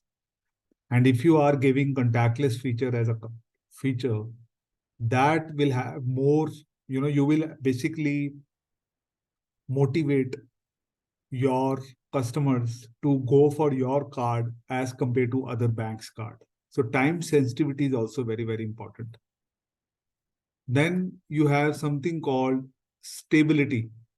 Any requirements which it will change in future, you will always prioritize them later, right? And finally, regulatory or policy. Again, regulatory is which is like penalty. If you do not implement it, definitely you will incur penalty. So as a product owner, prioritizing requirements is a complex, uh, you know, uh, process, because you have to look at all of these attributes and take a judgment call which requirement need to be prioritized first. And you need to be convinced yourself. So tomorrow somebody will challenge you, hey Agnes, why are you not doing my requirement first? You need to know, you should be able to justify looking at all of these attributes that yes, this requirement should be prioritized first. Make sense? So in prioritizing of requirement is very, very important. Yes, Kanti. Maybe I missed the initial things that you said. Like the earlier knowledge area was RAD actually. So we documented the requirements, we got it validated, and the next step is requirement lifecycle management. So I'm not able to relate Very nice. the Very good prior. question. So Yeah. basically, requirement lifecycle management, what they say is these are some continuous tasks that you do it throughout the requirement lifecycle. So for example, when you have done validation, you are absolutely right. When you are doing requirement here, you will define priority of the requirement, right? Yeah. Yeah. So there is, you will definitely do priority here, but priority is not one-time activity, Kandi. Mm-hmm. You define priority now, depending upon your understanding of these attributes. Okay. Even after your requirements are validated, which has written a priority of those requirements, you also make sure that you continuously track this priority of the requirement. Priority of requirements do change during the projects. True. So for example, OTP, you said that we will do it later. A, because it has a dependency, it will be done by a third-party vendor, and also is a costly fare. Why it's a costly fare? Because every time you give an OTP, it is a cost to the bank, right?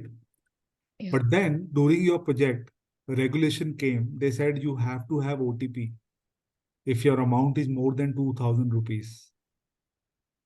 Now Okay. it has to be prioritized again.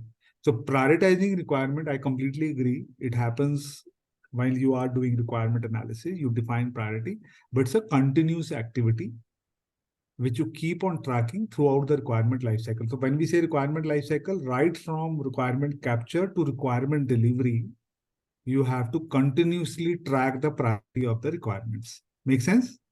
Yeah, yeah. But then, does it mean that when you prioritize these requirements, so after the documentation, only the high priority ones would be taken for Yes. further development? Yes, you are right. So basically what you Okay. do is there are 4 types of priority. One is must have, second is should have, then is could have,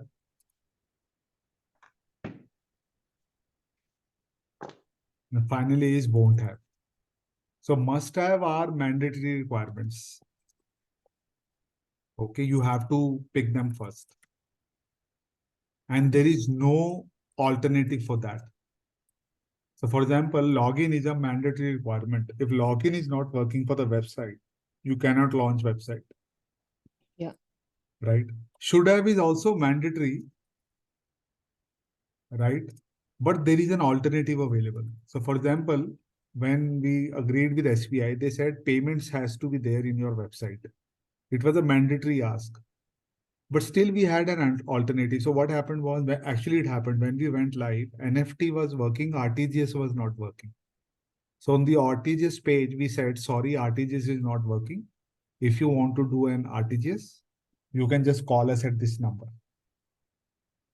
So we went live and then we quickly fixed it later on, as soon as we got the time. So it's a mandatory, both are mandatory, but must have, there is no alternative. If, example, login. If login is not working, you cannot go live. There is no, you cannot say, okay, login is not working, you call us, we will help you log in. Yeah. Right? But mandatory is you have an alternative. Could have is desirable requirements.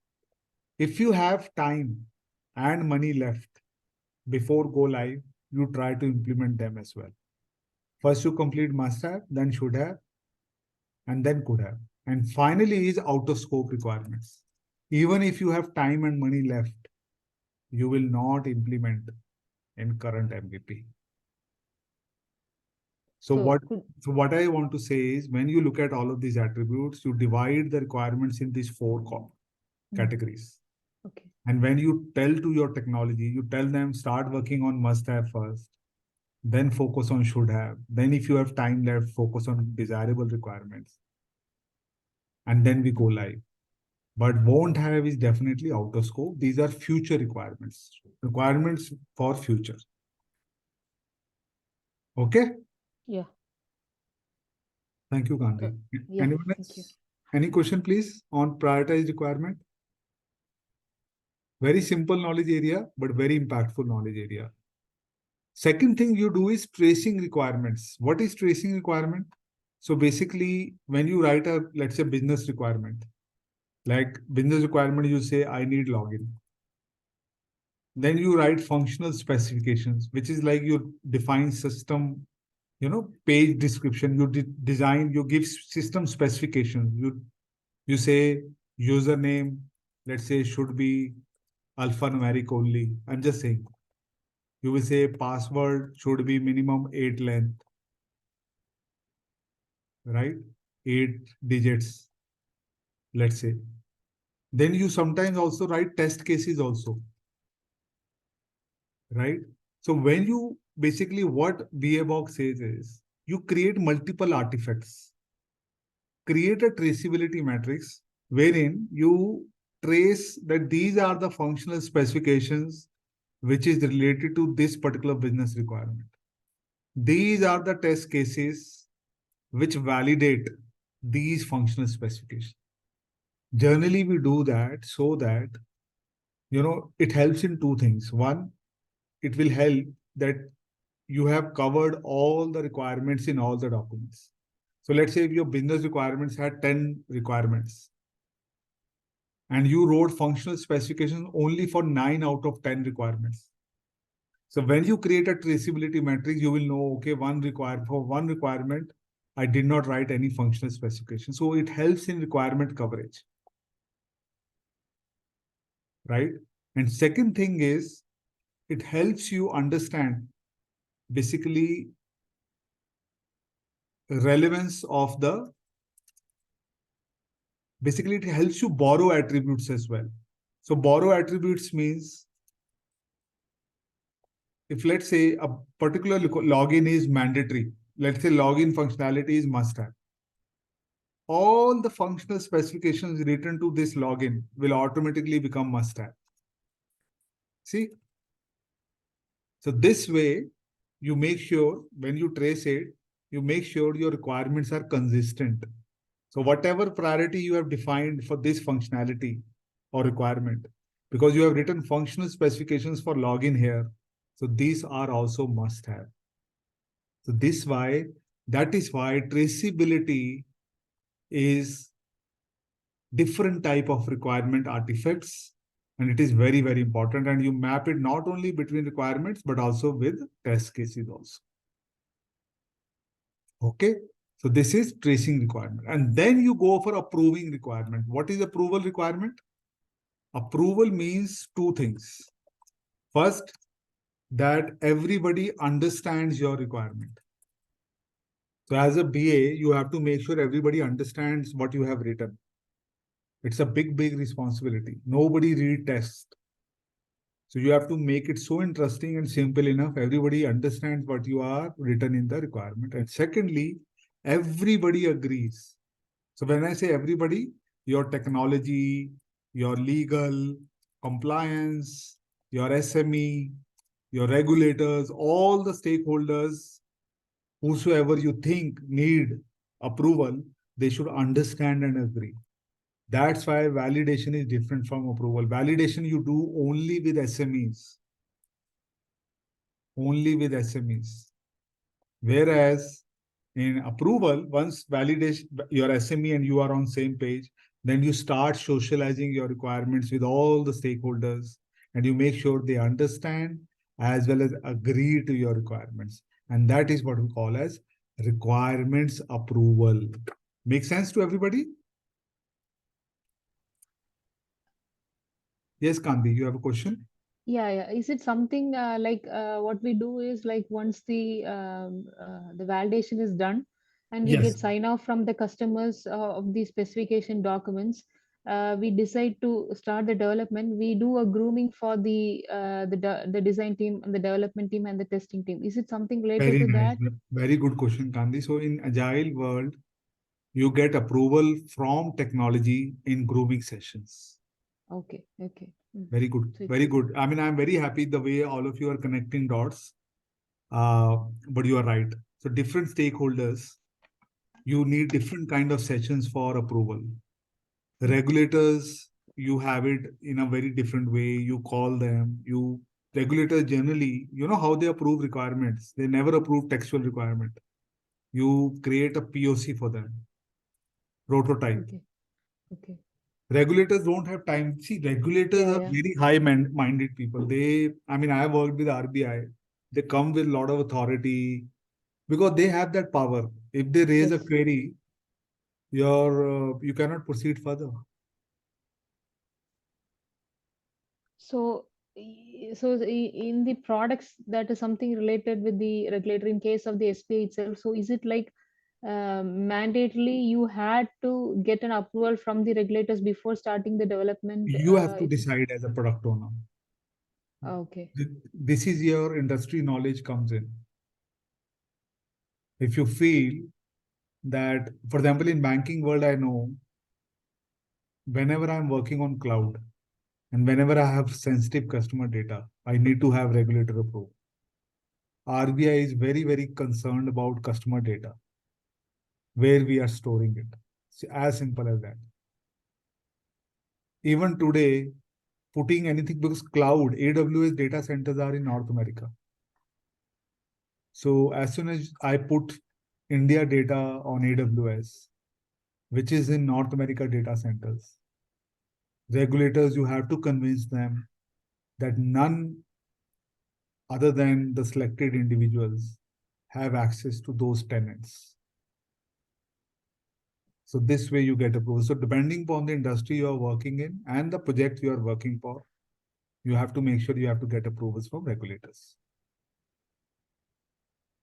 Okay, Gandhi?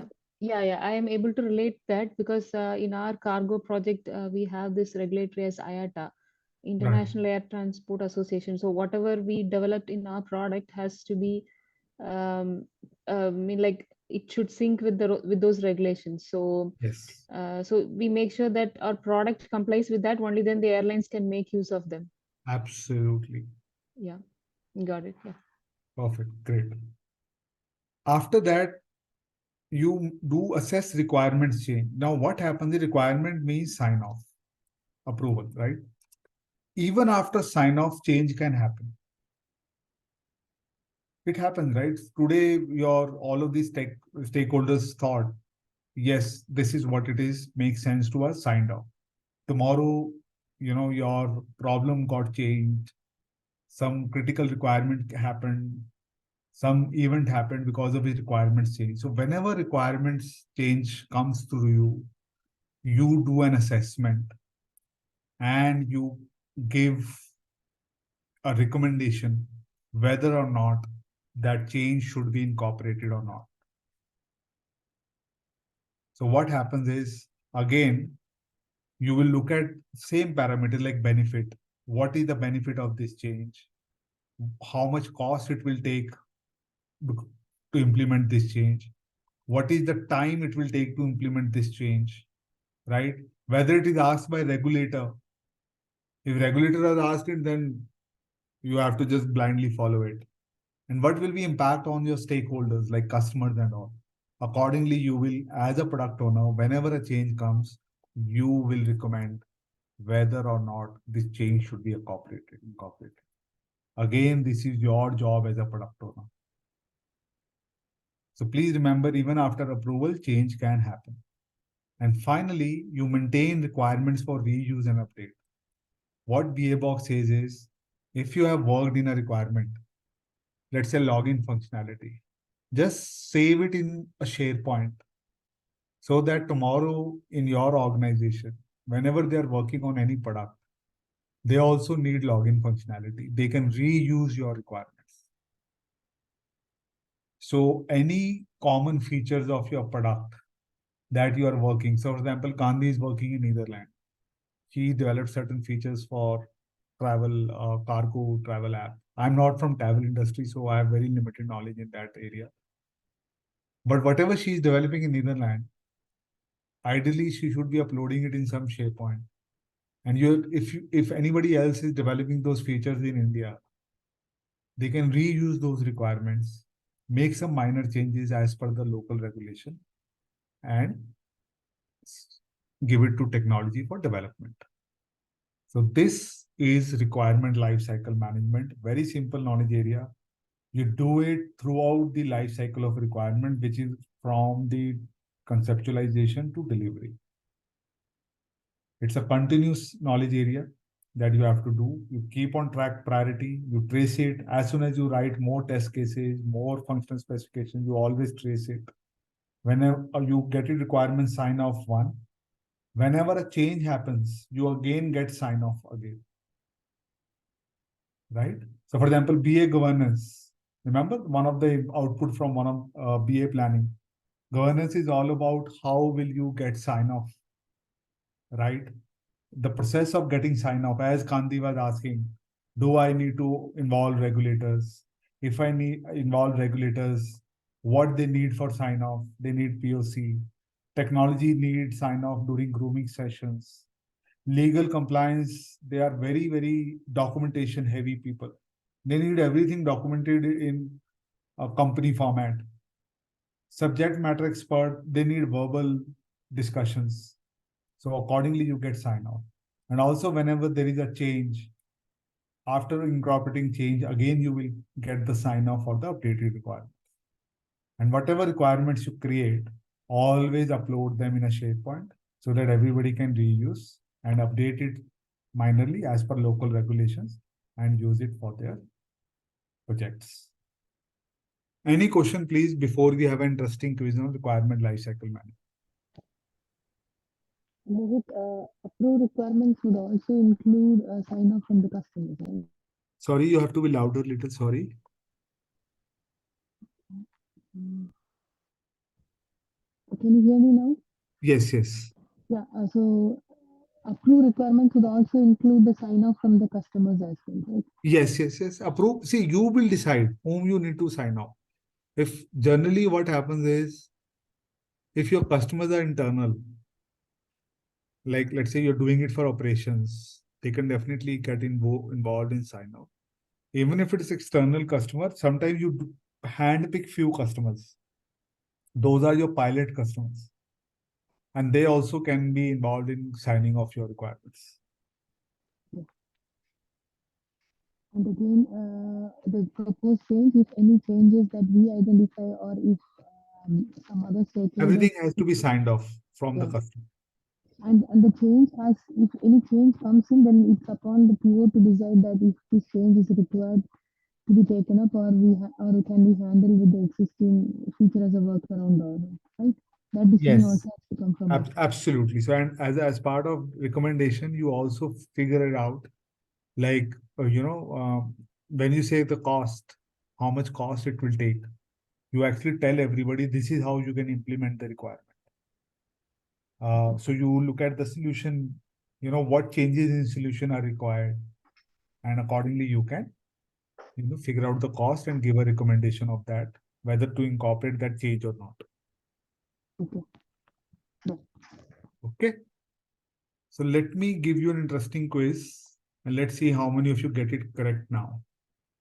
Requirement life cycle management. Let me open this.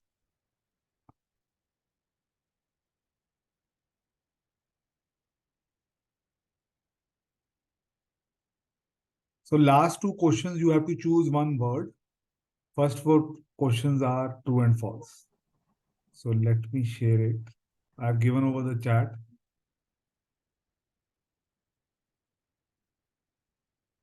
Okay. And I'll give you then 15 minutes.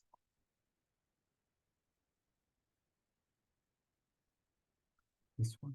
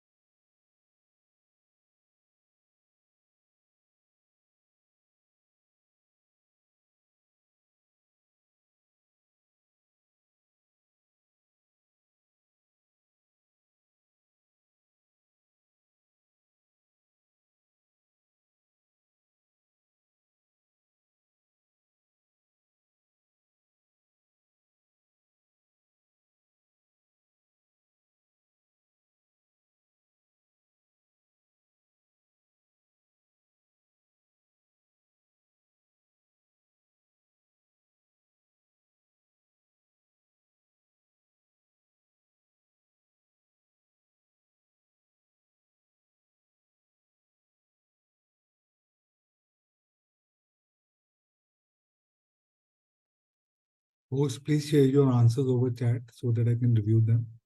Thanks, Shubham. Mohit, last two are the multiple choice something. Yes. We can choose all also, right? Yes.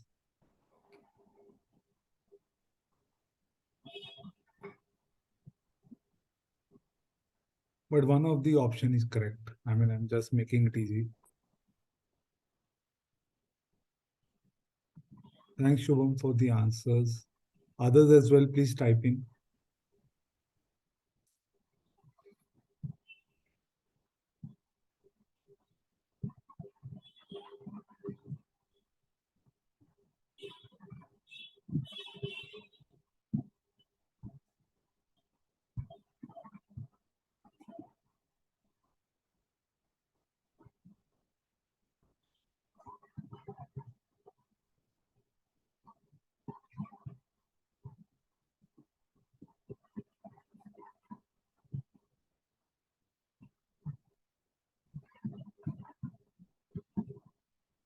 Thank you, Susan.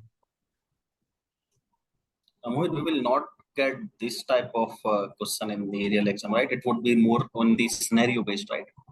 No, you get Or this time. Not every question is scenario based. oh, the true false also would be there, right? Definitely. True And false what is would there. be the proposition like? How much? So Would be I'll there? explain all of this tomorrow. So there are different Okay, levels of exam. So we have three levels: ECBS, CCBS, CBAP. Mhm. So I will tell you about each level, what is the criteria, how is the exam structure. Don't worry, I'll cover everything tomorrow.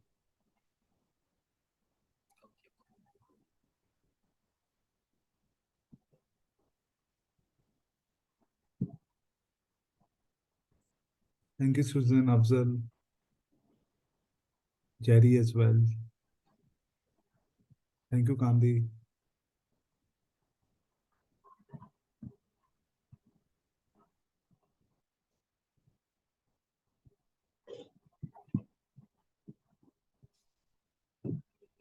Got answers from most of you. Let's look at the answers. The first one is once you achieve sign off, they cannot be changed in requirement thereafter. False.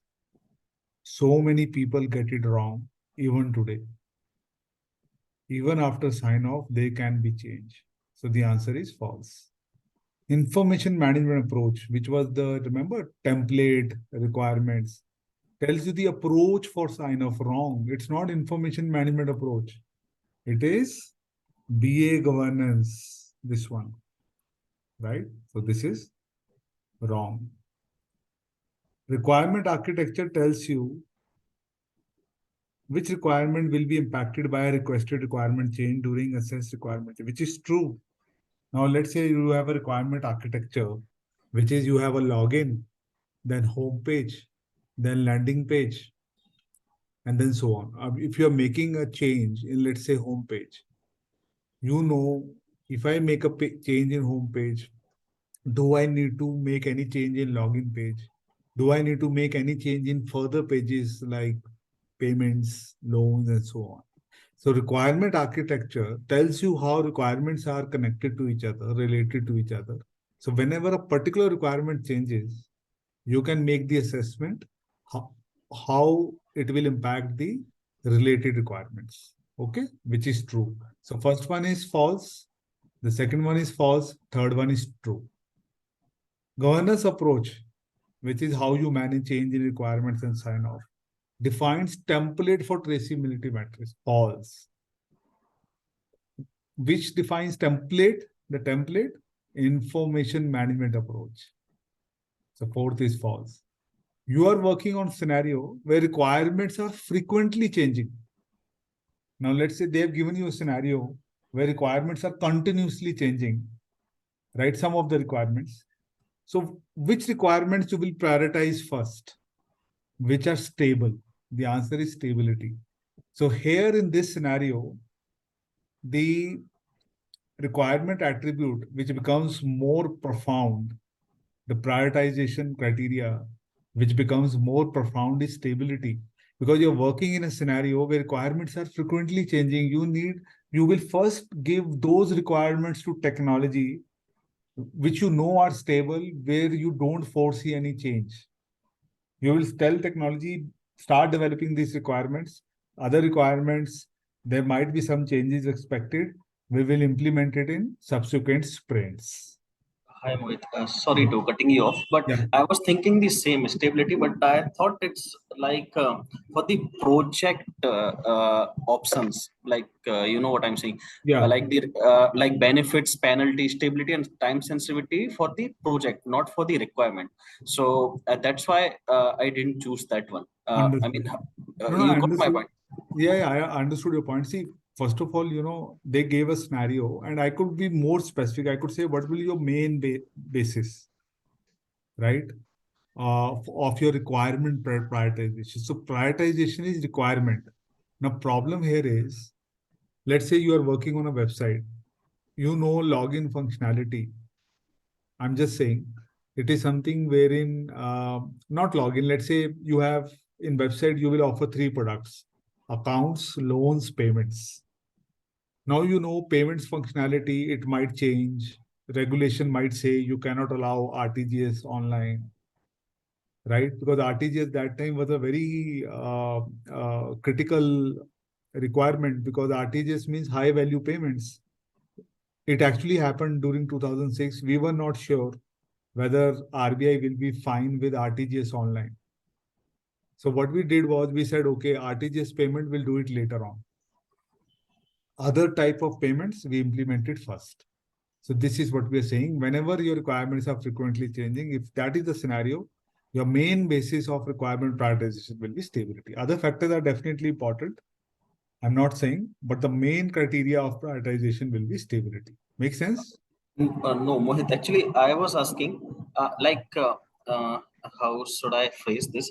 Yeah. Actually, when I was selecting the options, I thought stability means. I mean, I know. I'm just confused with Requirement the language. stability. This is requirement stability. It's the requirement stability or the project stability. No, I mean, I requirement confused over stability. there No, because I requirement. thought like like how we will prioritize, which gives more stability, or like which will save us Understood. from the penalty or benefit from the project perspective. I thought. No. It's a requirement stability. You are right. Okay. Not the project. Thanks. Thank you. And the So, last one, yes. so based on the project, the prioritization factor should differ, right? Yes. So, see, Uh, basically what we are trying to convey here, Kandi, is like these are the factors. yeah. Certain scenarios, certain factors become more prominent. This is what we are saying. So, for example, right now, in Flipkart and Amazon, they are fighting with each other over benefit. So if you see the way Flipkart and Amazon right now, they are prioritizing, they are offering those features which can give them more benefit. So even though they look at all the attributes, the product owners in Flipkart and Amazon, but the main attribute which becomes the most important criteria of prioritization is benefit. Make sense? So similarly, Benefit this scenario, for the Kandi, when okay. requirements are frequently changing, as a product owner, the factor which becomes the most important for you for requirement prioritization is stability. I think addition to the Gandhi's point, there would be like different scenario when it comes to the project, because like suppose for this point we have selected 90 out of 100 which are stable, right? Right. Rest are like keep changing and all these things. Yes. Those 90 having no priority at all when it comes to the project, because none of them are which is initial phase. All of them are like some dependencies on the previous feature or something. Right. So, like maybe there is more, or there could be the like little phrasing for this question, which is saying like it's a requirement prioritization only, right? Right. Not the. No, you are right. See, when it comes to, let's say you have 20 stable requirements, you are absolutely right. Then how will you prioritize those 20 stable requirements? Mhm. Right? So those 20 stable requirements, you will look at benefit, penalty, dependency, time sensitivity. You are absolutely right. And that's why I phrased it immediately. I said main basis. So the starting basis will be stability, because you are in a scenario where requirements are frequently changing. So out of 100 requirements, you will pick up those 30, 40 requirements which are stable, right? And then within those stable requirements, if you have to define priority, which have to go first, then definitely you look at other attributes also. Got it. Got it. Thanks, Mohit. Thank you. And see, when you are getting a question in exam, right? If it's a checkbox, definitely you can pick up some more attributes as well. But understand what the examiner is trying to ask you. The examiner is asking you, if you are in a scenario, it's clearly written like it's a scenario. It's actually a question which came in the exam. It's a scenario where requirements are frequently changing. What is that criteria which is the most important for you to consider or to begin with? It is stability. That is what criteria is, wherein you will begin with, because right now, most of the requirements are frequently changing. So first few sprints, you will pick up those requirements which are stable. Okay? Got the point. Yeah. Yeah. And then in traceability metrics, relationship between a requirement and test cases, validate. So test cases validate requirements. So if you see here, when I wrote in this one, so what happens is, let's say you have business requirements, then you have functional specifications. So functional specifications are derived from business requirements. And test cases validate those functional specifications. So the answer is validated. Make sense to everybody? So if I have to sum it up again, the first one is false. The second one is false. The third one is true. Fourth one is false. Only third one is true till now. This is validate, and this is stability, and this is your validate. Mohit, for the last question, I thought satisfy also, but satisfy, it's not good, a complete word for the sentence, so I choose validate. Yes, you're right. It's Correct. validate. It's satisfy again will be your functional specification and business requirement. So you say these functional specifications. Let's say you have written 10 functional specifications, username, password, OTP, captcha code, all the functional specifications you have written. All of these functional specifications satisfy only one requirement, which is login. So this relationship could be satisfied, derived, depends. But test cases validate. The purpose of test cases is to validate the requirements. If validate is not available in the option, then satisfy would be the best Yes, word. yes. See, definitely you have to go for the best option. So if validate is not there, you will go for the next one. But generally you will see, if you look at the way they design the exam, 90% of the time, there will be no ambiguity. You will be able to choose the right answer. Only 10% of the time you will see that there is some ambiguity. And that time, as you rightly said, your approach is right. You will go with the best available option. Okay. And this is problem with every prometric exam. You go for chartered financial analyst, PMP, DSDM, Agile, that there's a certification on Agile as well, through PMP, through Project Management Institute, PMI ACP, they call it. So every certification we have seen, 10%, the language is little ambiguous. You might feel there is no perfect option. You will go with the most, option which is you feel is the most appropriate one.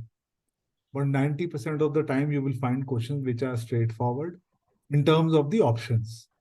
And as I said, and that's the reason you will see all of these exams, you have only 50 to 60% passing criteria.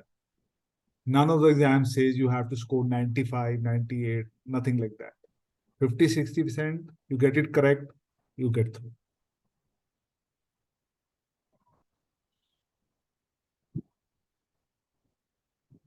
Okay, any question please on requirement lifecycle management? It's a very simple knowledge area. After elicitation, there are two knowledge areas which is very simple. One is requirement lifecycle management, very high scoring knowledge area. And the last is this one, solution evaluation. So solution evaluation is all about testing the solution, right? So basically what you do here is, now till now you were writing requirements, you gave the requirements to technology build the solution, right? So when they build the solution, you test the solution. Now, what kind of testing we happens is, you have, unit testing, which is done by developers. You have quality assurance, which is done by testers, quality assurance guy. They do system testing or system integration testing, system SIT, which is by quality assurance guy. Unity testing is done by developers, right? UAT testing is done by users, the customers. That's why it's called it as user acceptance testing, right? And after you go live, sometimes you do, after going live, you do live probing or pilot testing. So live probing is basically some employees will do it. So when we gave it our cards, contactless card, we gave contactless card to some of our employees of the bank, and we asked them to use it various merchant stores and all. So select employees do it, right? Then you do pilot testing, which is select customer does it.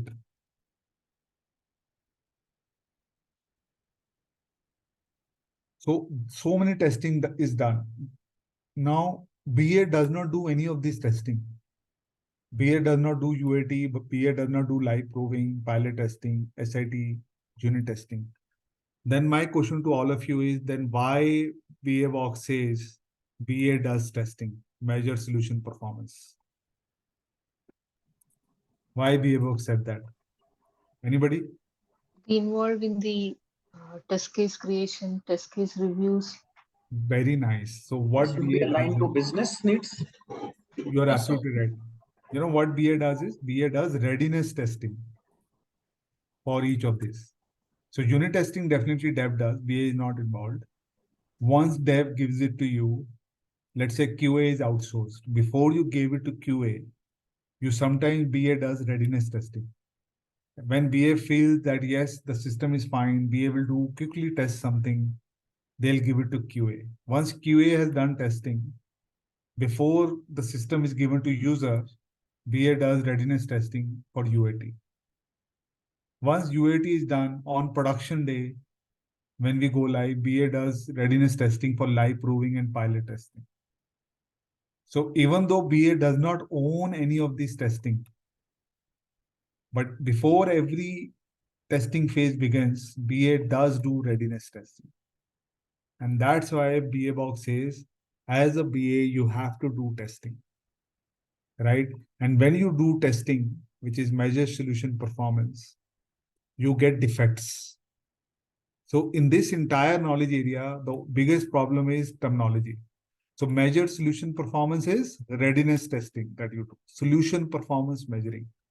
Analyze performance measures. So what is analyze performance measures is basically you get defects. Performance measures is nothing but defects.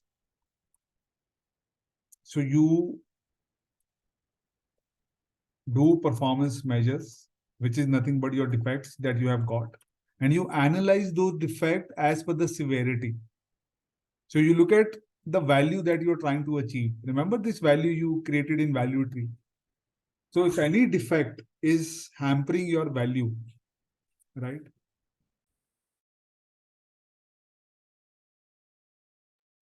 So you will definitely give it high severity defect. So classification of defect is a BA job. So if login is not working, it's a high, very high severity defect. If there is, let's say, a small defect with respect to color, theme on one of the pages. A font may not be as per the company guideline. So those are medium severity defects, right? So what happens is, as a BA, you will realize which defect is high priority, high severity, which is less. So this is what we call as analyze performance measure. So if you remember, so how you need to read this is measure solution performance, measuring performance of solution, which is readiness testing. After readiness testing, you get some defects, functional and non-functional defects you get. Then you analyze those defects. And then you come up with solution performance analysis, which is nothing but severity of those defects. That whether it is high severe or low severe. Also, as a BA, you figure it out that why those defects are happening. Right? You have to do the root cause analysis of. So assess solution limitation. Basically here, you will figure it out what is the cause of those defects. Sometimes those defects are related because your problem is with your solution. And sometimes you get defects because the problem is in your enterprise where you are implementing the solution. So I give you classic example. We created a product wherein the customer can open a PDF, smart PDF, our internal customer, internal employee. And the PDF was so smart, it had pie charts, table graphs, and so on. So as you click on a pie of a pie chart, accordingly, the table was updated, right, within the pie chart. So PDF was very smart version. It was the latest version of Adobe. We went live in 3 countries, Hong Kong, Dubai, and London. That smart PDF was working in Hong Kong and London. It was not working in Dubai. We did the analysis and we figured it out. The problem was not in the solution that we developed. The problem was enterprise. In Dubai, that Adobe, it requires latest version of Adobe license in laptops, employee laptops. And they had older version. So the problem was with the laptop in which they were trying to access that solution. So smart PDF, which has all the validations, option keys, and all of that, it requires latest version of Adobe. You cannot do it in older version of Adobe. So as a BA, when you test the solution, you get defects, you identify the severity of the defects, and then you figure out the root cause of the defects. It could be because the defect is because of the issue with your solution that you have developed, or it could be because of enterprise limitation. And once you know the root cause, then you figure it out how to address those root cause, which is you recommend. So what we give the recommendation in enterprise, that we have to deploy latest version of Adobe in the every system in Dubai. Then only that system will work, number one. I give you another example. We created that same application. It was given in Hong Kong, Dubai, and London. So all the features, the users were able to use that, application really well in Dubai and London. But users were very confused with the instructions in Hong Kong. Same application, same instructions on every screen. Hong Kong users were making mistakes following those instructions. But Dubai users and London users were not having any issue following those instructions. So when we analyzed, we realized that people in Hong Kong, those were like, junior employees. They were more comfortable in simplified Chinese rather than English. Now we got to know that, okay, this is the problem. They are not familiar with English language. So what recommendation action we did? We said our application, we added a drop down. In drop down, there were 2 values, English, simplified Chinese. So if I am a user from Hong Kong and these are the instructions, I'm not able to read, I just change the drop down and all of these instructions will be updated to simplified Chinese. So what I'm saying is sometimes the defects are big, but the recommendations are very simple. So as a BA, if you understand your organization, you understand your solution, you understand the ecosystem where you are working, you will be able to give right recommendations, fast, quick, and effective and impactful recommendations to solve those defects.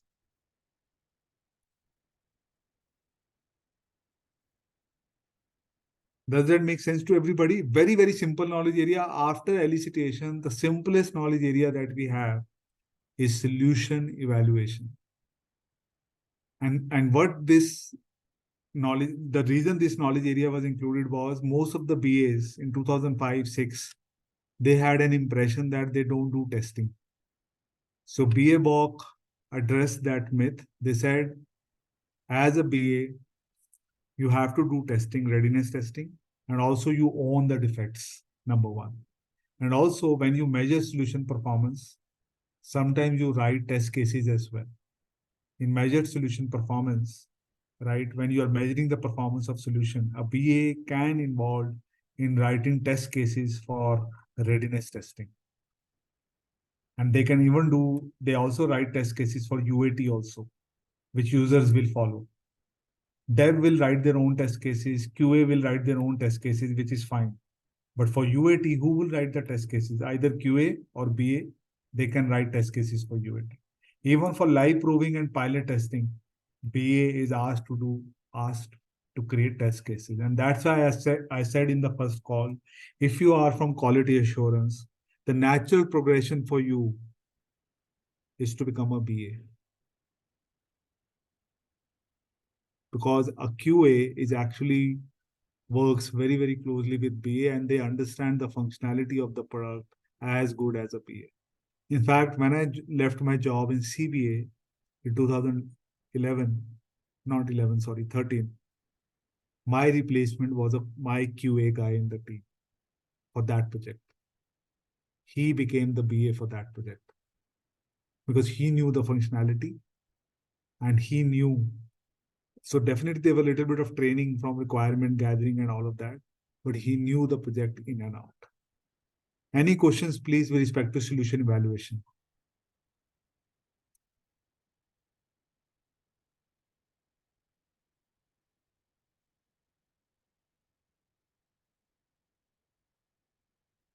Okay, so what we'll do is we'll have a quiz on solution evaluation tomorrow, right? A very small quiz. Or if you want today, let me see if I have a copy. Just give me a minute. I was actually preparing the quiz today. Yes, I have it.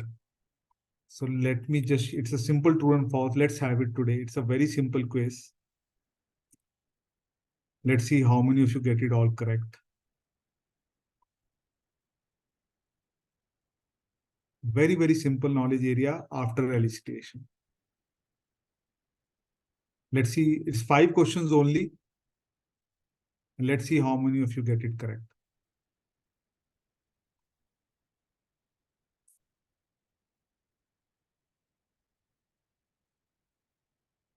At least 3 out of 5, please get it correct. I'll give you 5 minutes and then we look at the answers.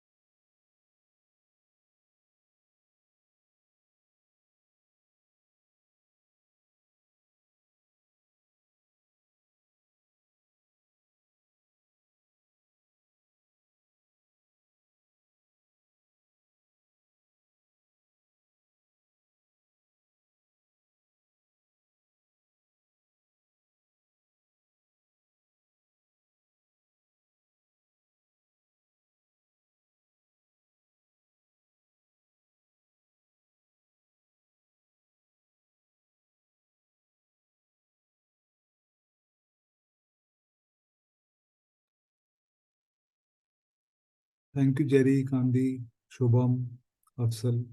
Others as well, please give in your answers. I'm just analyzing the answers for most of you.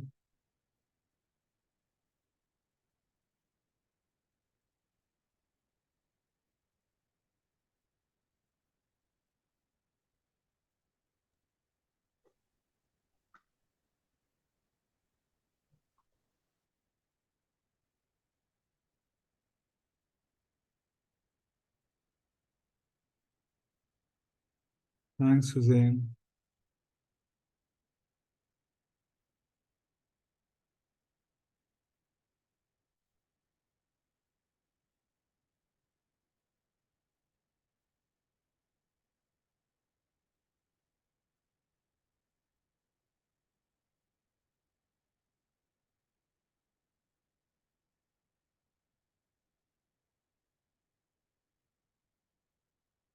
Okay, let's look at the answers.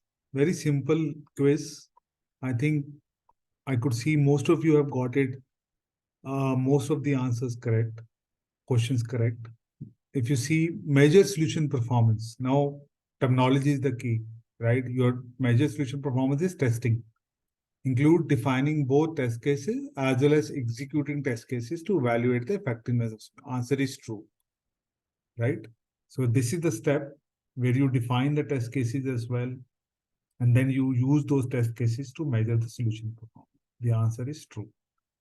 Most of you got it correct. Analyze performance measure, which is nothing but analyzing defects, compares the actual performance of the solution with potential value, which is true. How will you rate, figure out the severity of the defects? The severity of the defect is measured from the difference between the performance of the solution and expected performance of that solution, right? And this is how you will rate the severity of the answer is true. Mohit, I have a question on that second one. Yeah, Like we are actually comparing this actual performance in the measure phase itself, right? So like my understanding is like in the measuring phase, we are right, comparing with the test cases and understanding like there is a defect. In the right. analyze phase, we are just like uh, giving the priority or severity for those defects. So it should be. Very nice. Very absolutely, you are right that when you are measuring the performance of the solution, Hmm. you definitely see in first phase, you measure the solution performance, right? You record it. And and definitely you compare it with the expected performance as well. But in analyze performance measure, when whatever defects have come up, you use that assessment once again to raise the severity of the defects. Does that make sense? So, for example, you compare it. So, let's say you said that I'll give a very simple example. You have an application which should be able to manage 1,000 transactions parallelly. And when you measure the solution performance, it was able to do it only for 100 transactions. Definitely, you are comparing the actual performance with the potential value that you want to offer to the customer. But when you are analyzing the defects as well, that time you see, you actually focus on the potential value once again. The reason why you focus on potential value here is because, see, there is no perfect solution. Now, here you will figure it out that which requirement impacts the potential value most, or which defect impacts the potential value most. So that kind of analysis you do here. And again, you will compare the performance and the potential value which you are trying to achieve. Does that make sense? So I'm not saying that you don't do it in measured solution performance. Definitely you do it in measured solution performance. But when it comes to rating of defects, see, when you say there are 10 defects, just imagine, Shubham, you are going live, you're telling organization we are going live with 7 defects. 3 defects we are resolving, 7 defects we are going live. How will you convince the customer or your stakeholder or your sponsor that we can go live with 7 defects? Only way you can convince your stakeholder when you say that, okay, this is what the impact on potential value. If the impact is minimal, then you can go live, because it's very improbable that you can resolve all the defects before going live. In fact, for one of my current projects, we are going live next Saturday with lot of defects which we cannot resolve at this point of time. There are reporting defects and so on, but then it doesn't impact the customer, which is like potential value. Its internal impact is there because reporting is not coming accurate. So we have to do a lot of manual workarounds to get the correct reporting, and we'll fix it in subsequent sprints. Make sense, Shubham? Yeah, a task by Afsal, I think. But I have also the same question. Analyze performance measure task. It's not the primary task for that, because primary is to set the prioritize for the Defects. defects, right? Correct?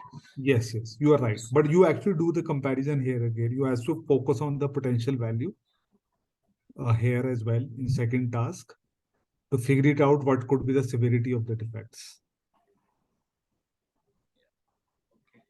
Does that make sense, Shubham? So basically in task 2 as well, again, see, how will you rate severity of defects? You will be able to rate severity of defects only on basis of understanding of your potential value, number one, and how those defects impact the potential value. And that's why this comparison becomes really profound even here as well. See, over here, anything which is not working as expected will be a defect. But here you will start analyzing the potential value more profoundly. Actually, I think for the second question, the language is little tricky, because if it says analyzed performance measures also include task compare the actual performance of, so like Right, we right. could Then see it in, would have been yeah, more. then we will see, okay, this also include this subtask also to do that. But Agreed. I thought it's a primary, so I made it. So if you say, it says, you are absolutely right. But if it would have written only compares, That then is it is also true. false. Correct. Make sense? Makes Perfect. sense. Correct. Third, the purpose of recommend actions is to recommend course of actions. Basically, you give recommendations how you can address those limitations, which is true. So the first three are true. Fourth one, access solution limitations. These are solution limitations. They focus on external factors like stakeholder resistance, lack of training. This is false. That is your enterprise limitation. For example, in Hong Kong, I gave you example, they were not comfortable in English. They were comfortable in simplified Chinese. We thought of giving English training to them. Then the business manager said, these are my current people. My average attrition is 20%. 20% new people come in. We keep on investing on English language training. Why can't we have simplified Chinese support?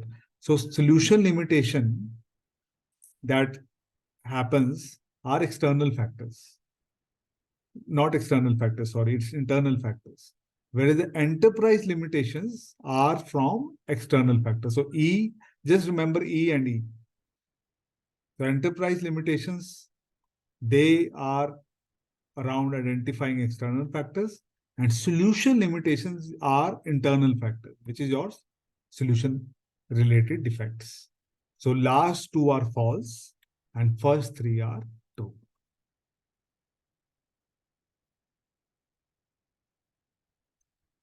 Okay, so solution evaluation, you will see number of questions on solution evaluations are relatively less in the exam. I will explain you tomorrow. You will see that more questions come from requirement analysis, life cycle management. Elicitation is very popular knowledge area, even though it's simple. Strategy analysis is very popular. BA planning is popular.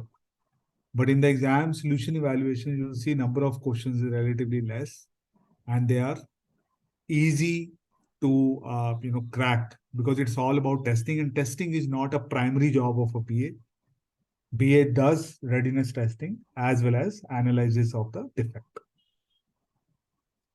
What distribution of questions is not equal among this Yes, chapters, not right? equal. I will explain that tomorrow. Okay. Okay. So with this, we have covered all 6 chapters of BA-BOK. And tomorrow I will give you an overview of the quiz. You know, what are the levels of exam, how many questions come, what are the,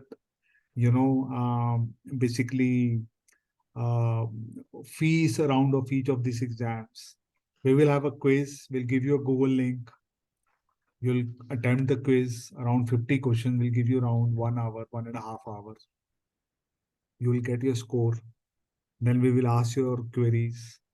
And after the score, we will explain you the application. We have an application spreadsheet, which we got it from Watermark.